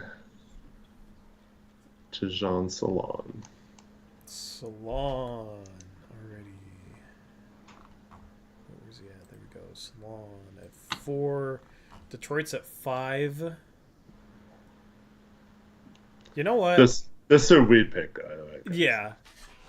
I'd take I know they take Ricochet there. I would take Ricochet at 5 here over Buzelis and Holland. I just think it's a better fit. All right, 6, Charlotte. 6, Charlotte. I'm taking, let Matas Buzelis. All right, you're going Buzelis. 7, Portland. Trevin's worst nightmare. I'm taking Dalton Knecht.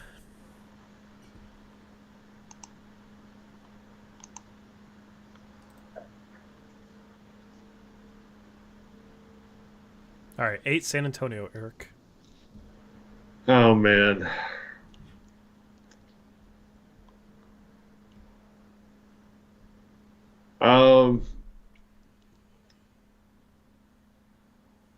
Since it's San Antonio, I am just going to take maybe the best passer in this draft and take Topic. Chat's hating on my Knecht pick, but they'll love Knecht when he wins Rookie of the Year for us next year. Yeah. I think he has a legit chance. All right, 9, Memphis. All right, Klingon.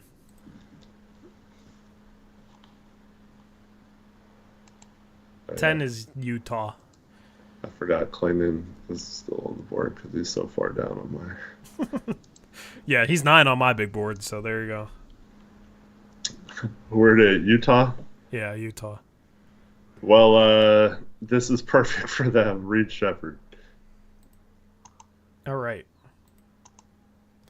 Chicago at 11. Who? Eric, are you ready for this? Guess who I'm going to take? Who Trevin took. No. One guess, one name. Nobody in chat is going to be able to guess who I'm about to take right now.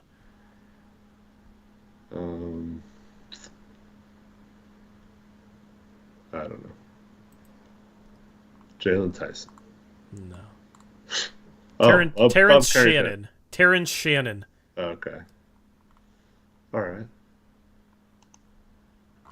Keep him in Illinois. All right.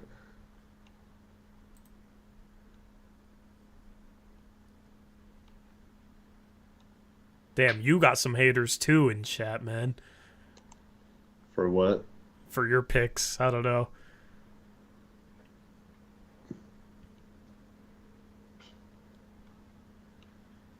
Because we didn't take Reed Shepherd higher. I don't know. Yeah. This ain't going to be consensus, which is the fun part. 12 OKC.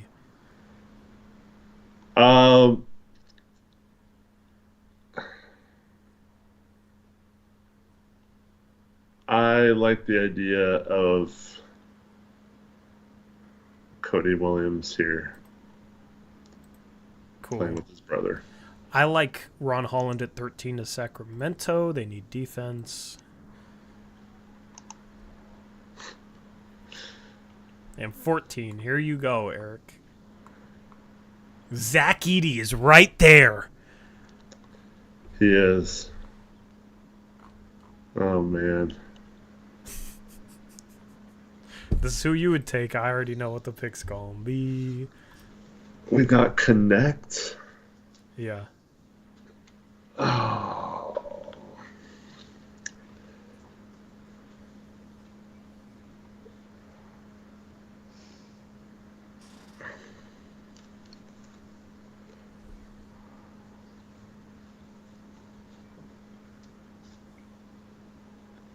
There's someone else that I've heard is a possibility at 14.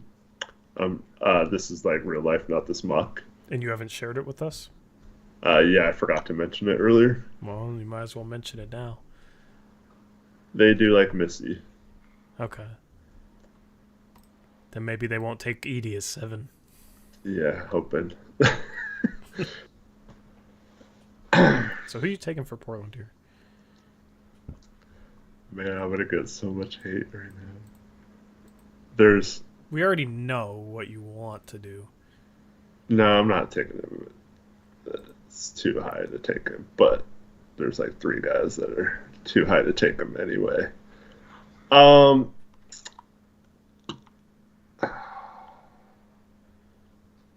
gonna take Deron Holmes. Oh, wow. Doubling down on the lack of physicality as center. I'm just teasing, kind of. I would have liked Chomchi more there. I'm higher on Holmes, but I would have respected sticking to your guns. All right, 15. No, but okay. So just because I have a player rated high doesn't mean it's smart to take him like way higher than he should go. Until I take him, and then Chomchi's my guy. All right, fine. 15. Miami. Devin Carter. I agree. That is a crime. It's him or Jared McCain for me for Miami. Like one of those two guys. I almost took him at 8 for San Antonio. Yeah. But I wanted to go with a passer.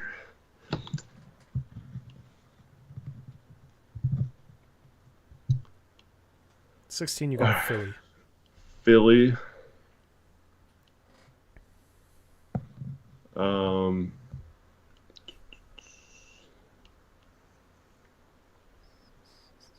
I am taking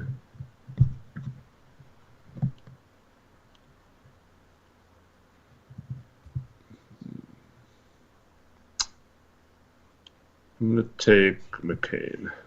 All right, you're going McCain. Okay, 17, the Lakers. Oh, man. I mean...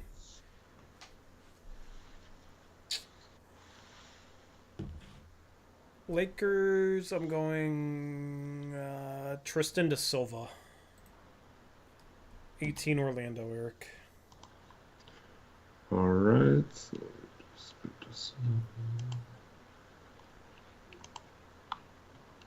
all right, Orlando. I'm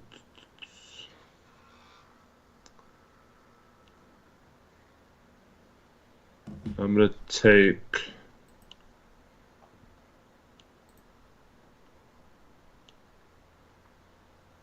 Clell Ware.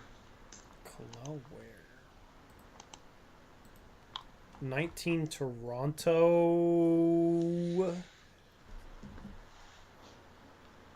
Oh, man. Toronto, I'm going Pacome Dadiate. Dadiate, however you say his name. 20, Cleveland. Tori, you love Edey so much. I take Dadier over him.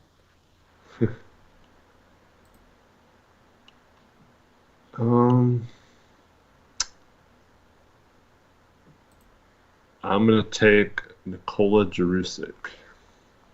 Alright. Where is he on? Wow, 48th on ESPN's draft board. Kind of crazy. 21, Pelicans. Bub Carrington. 22, Good. Phoenix.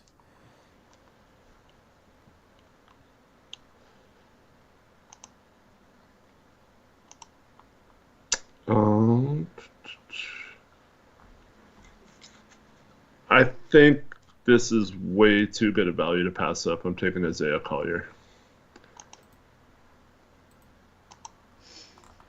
Yeah. Do you think he fits right away? I think you just tell him to run the show and use his passing skills. I think he has a lot better passing than he was able to display with poor shooting and stuff. I think he'd step in and play. 23, Milwaukee needs a lot of things. They're moving off of Brook Lopez, or potentially moving off of Brook Lopez, so maybe they go a little more athletic at the center position. I'm drafting Yves Missy for them. 24, New York Knicks. All right, Knicks. They're probably kind of disappointed. The centers just went off the board. Oh, I forgot. How did I forget? Zach Edey. No, I forgot Jalen Tyson is still on the board. Yeah. How did I forget about my guy, bro? He'd be good for the Knicks. I would have taken him maybe 16. Yeah. Oh, Oh no, you were evens. I don't hate any of these picks over Tyson. All right, go ahead. Yeah, I'm gonna use one of their 2 picks on Zach Edey. You took Edey. You love Edey. All right. Just had to make it known. Should I pair Edey with Filipowski? No. It's just destined to be, though, bro. Take your guy. I set it up for you to take your guy. Yeah, I don't know if I like my guy on New York, though. Yeah, Ryan Dunn is the other guy. Yeah. Tibbs would love himself some Ryan Dunn. I'm taking A.J. Johnson. Upside. A.J. Johnson. Yeah, upside. They don't have a need for any other role.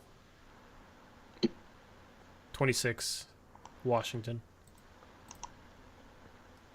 All right. Washington took Dillingham. Hey. Here we go. What? Chauncey. All right, finally. There we go. Finally. He's not your guy, Tori. Take that. You're just a Wizards fan. That's exactly what I did in that. Yeah. All right, 27, Minnesota. Next great Minnesota role player, Jalen Tyson. All right, 28, Denver.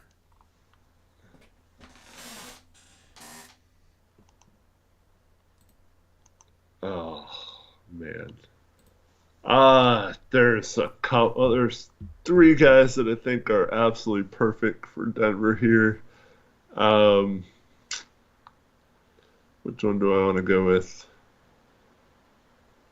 I'm gonna go with Jacoby Walter. 29, Utah. I am going with Jonathan Mogbo. I think he's intriguing next to Taylor Hendricks long term. Yeah. 30 is Boston. I wanted know to take a really good pick for Boston. I wanted to take Mogbo at 14. Yeah.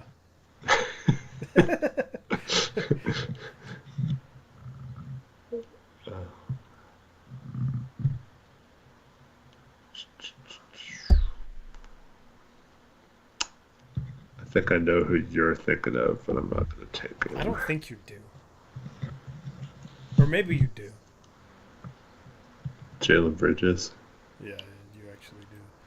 That's How'd I know that? because I posted in the GC and forgot. I'm going to take Keyshawn George. Who's 31? Toronto? Um,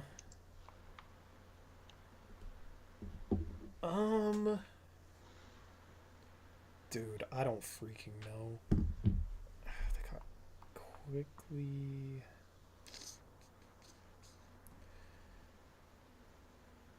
Who's an upside guy that I like for them?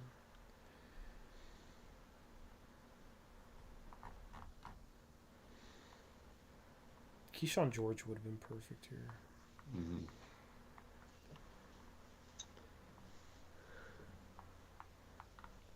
I'm gonna go with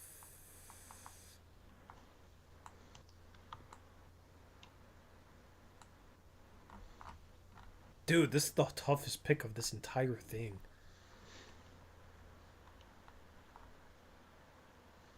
You know what? Give me Tyler Smith. I really struggle with the draft from this point on. Yeah. There's some picks that are like pretty obvious, and there's some teams where it's just like I don't know what I'd do for them. All right, Utah at 32.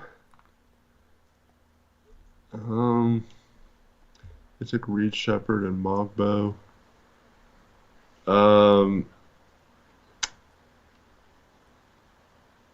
I already know my next pick. I'm gonna go Justin Edwards. All right, 33 Milwaukee. I'm going Baylor Shireman. All right. Replaces Malik Beasley. All right, Portland, Eric. Dang, you get both I- Portland picks here. I think you'll be happy to know that Baylor Shireman's now in my top 60 just by default. He should be in your top 60, not by default. He's no PJ Hall. He might have an equal standing reach to PJ Hall. Oh man, this is gross.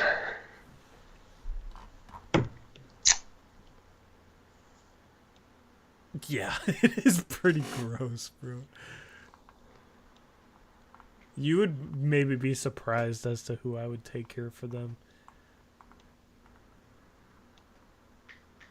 Bronny. No. No. I mean, who's the top player left on your board?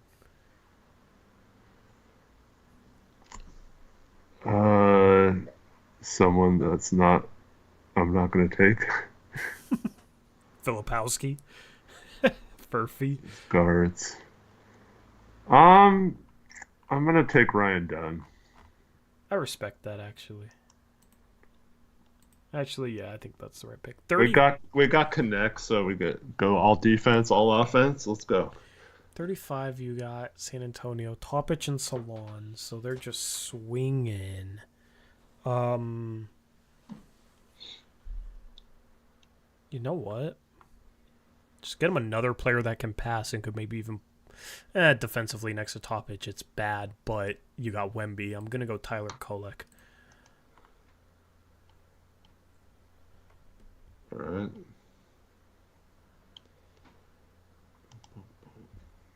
.36 Indiana. All right.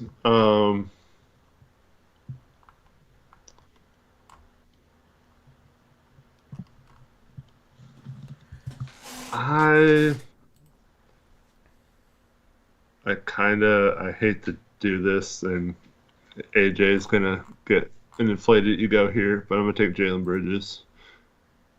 Who's gonna get an inflated ego? AJ got him in our mock offseason, so Oh. he's gonna be as the Pacers, so he's gonna.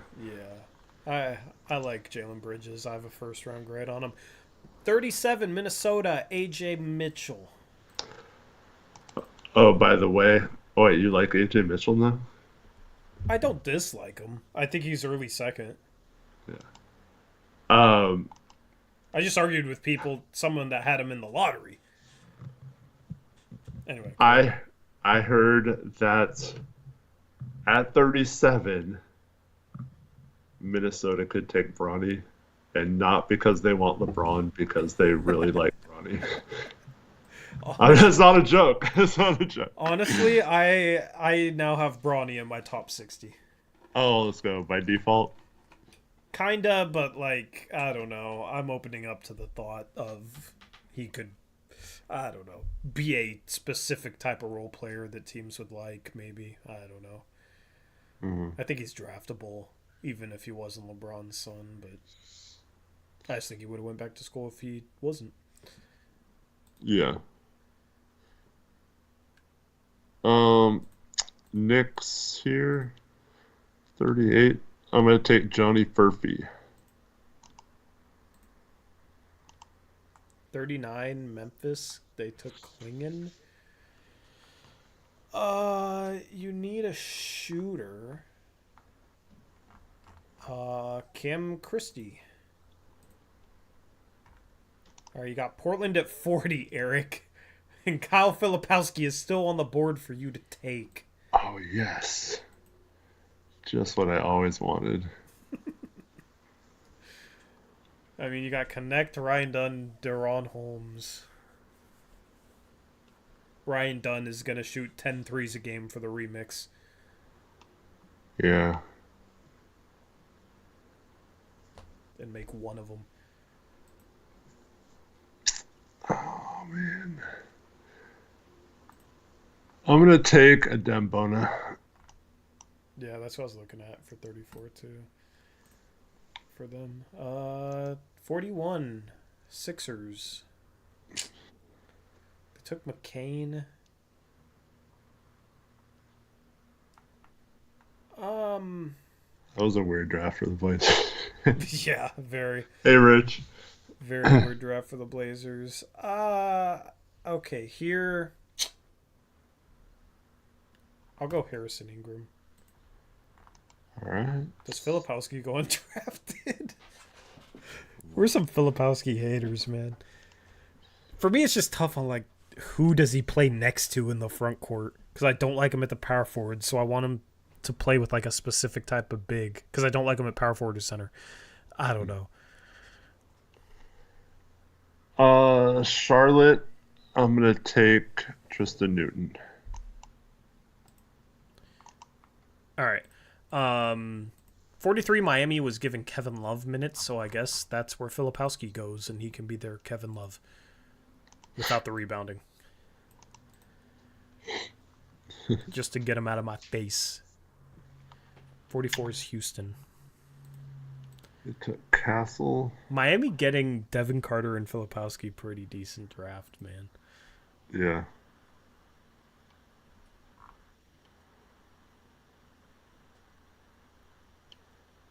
A Dembona and Grady Dick jersey swap.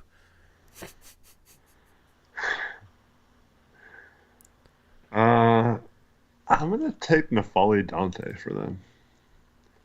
Get them some toughness inside. Whoa.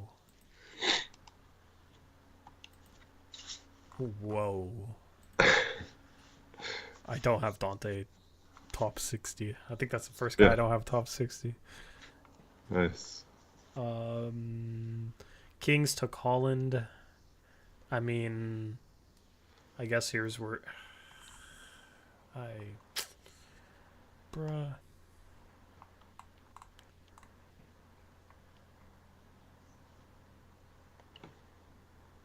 I'm going to take Enrique Freeman. All right, 46 Clippers.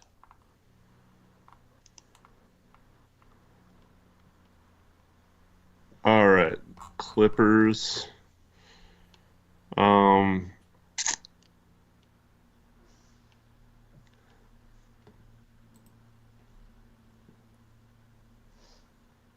Zach, I don't think either of us are going to take PJ Hall.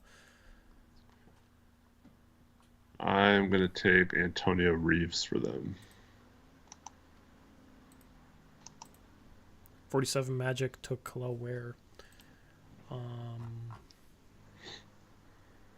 I'm going to take... I don't like this spot for him, though.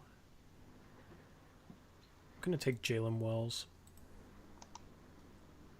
48 San Antonio. That's what I probably would have taken for San Antonio next. So good job. Thanks. They got 2 point guards, so guard doesn't really make sense. I'm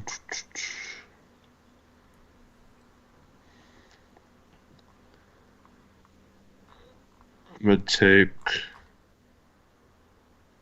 Actually, you know what? I think this is a good spot for Iguodala. Okay. This pick has been forfeited, so I'll just make the next pick. We'll just do every other. Zvonimir Visic. There you go. All right, I got Indiana at 50. Whoops. Indiana at 50. They took Jalen Bridges. I mean, here it's just value. They got a lot of spots filled, so I'm just going to take Klintman. Okay. 51 Indiana. Okay. Yeah, it's you. No, Indiana's up back to back. Yes. They have back-to-back picks, yes. Um,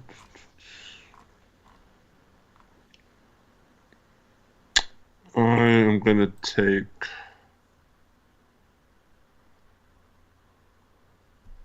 Um, let's go Dylan Jones. Dylan Jones. 52 Washington. I'm going to go Trenton Flowers.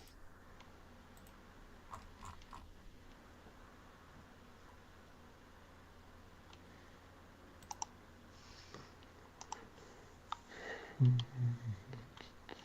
right. 53, you got Golden State. You got a couple of names left on the board. They haven't picked anyone yet? No. It's their only pick.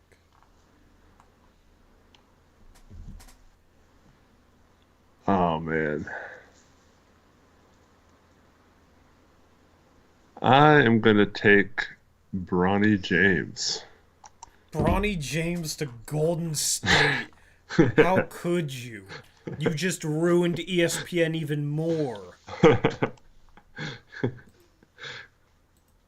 They have dreams of delivering him. I'm disgusted. 54. Draymond just needs to change his pants now. Okay, KJ Simpson. At 54. 55, you got Boston. All right. This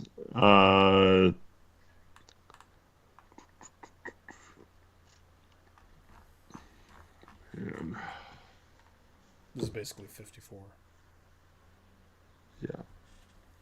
I'm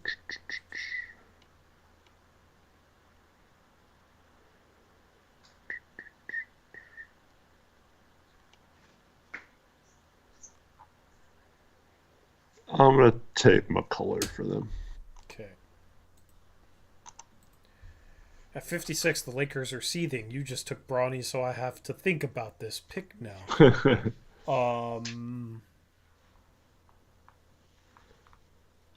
mean, I could go Minix. I could go...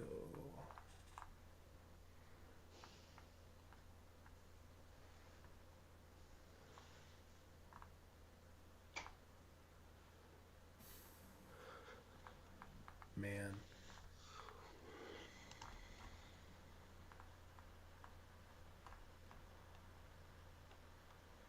Who they took? De Silva?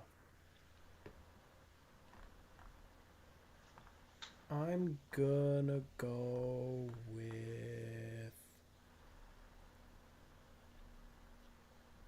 Jamal Shed. That's what I would have taken for them. 57, you got Denver. Denver.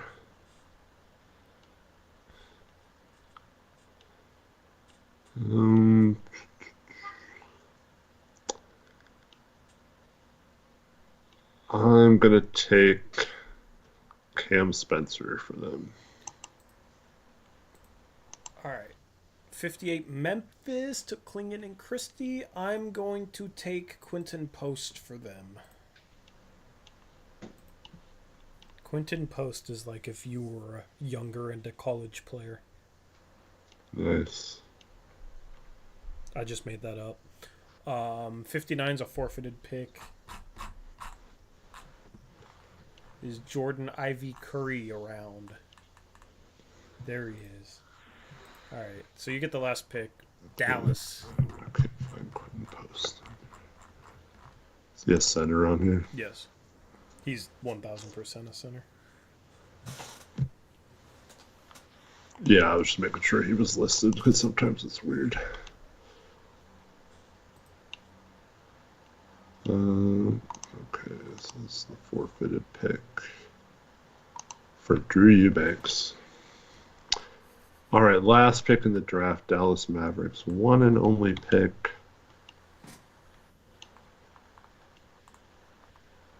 Wait, how is this possible? Okay.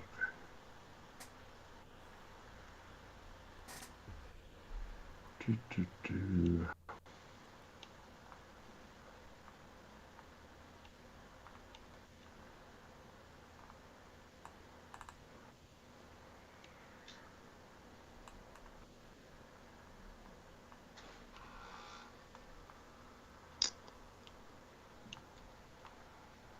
I will take Jermaine Kuznar.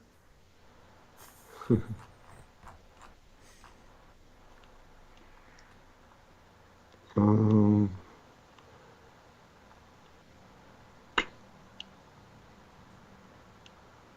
I'm gonna take TJ Hall for them. Ew. I Ew. know you'd say that. Ew. We talk about like Knecht and his ability to play the three at his size, and he has like equal standing reach to PJ Hall, who I know. is a setter.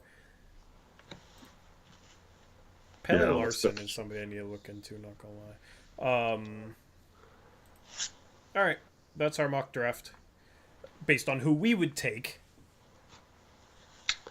Show it on the screen for I am. people to look at it.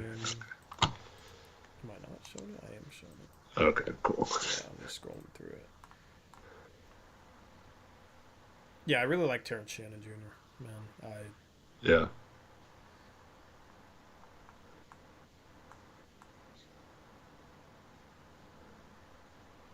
Yeah, interesting draft. Walter fell.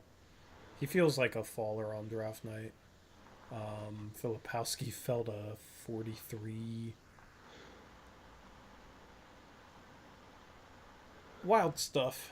Furphy fell to 38. I don't like Furphy. Neither of us like Furphy or Filipowski, so that explains that. Anyway, that is our mock draft. Gonna try and stream tomorrow. Maybe do an in-depth draft preview. We'll see if the Blazers trade tomorrow. Maybe they will.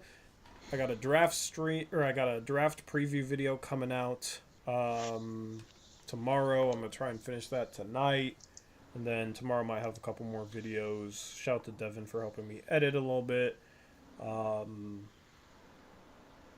Yeah. Draft is in what? 40 hours? Something like 42 that. 42 hours? Yeah, 42 hours. From now, a little under that. Looking forward to it. Excited for it. Gonna have a whole draft stream. Man, 183 people watched my video instead of our stream. Man, we got 300 people in here at 11:42. Shout out to all of you hanging out with us. Yeah, I'm ready for the draft. Yeah, if you want a video explaining the Blazers' current salary cap situation, go check that out. Yep, 100%. And stay tuned for that video tomorrow. Leave a like on our videos. It helps us out. Leave a like on the stream. It helps us out. Hopefully, you guys are up to date with everything that's happening with the Blazers and the draft. And by the end of the week, we're going to have a lot of answers. And maybe even more questions. So I'm just excited to find out what the Blazers are actually going to do with these picks. And I can't wait for Trevin to become a Dalton Knecht fan. Anyway, Adam Smith puts it best. Next era about to unfold a bit more. Looking forward to it. Did you see the Scoot workout video, Eric? Was there a new one today? I think there was a new one. I saw one from a I few saw days. one today. I think there was a new one. I'm ready for Scoot season next year. Nice. Ready for him to shut up his doubters. Hopefully he has a shooter that can space the floor for him. That would be great. Anyway, you'll like it. He was working on his ball handling. Good. Yeah. Anyway, we're out of here. We will catch you live again either tomorrow or on the draft stream. Videos between now and then.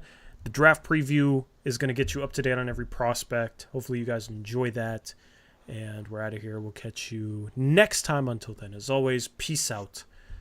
Go Blazers.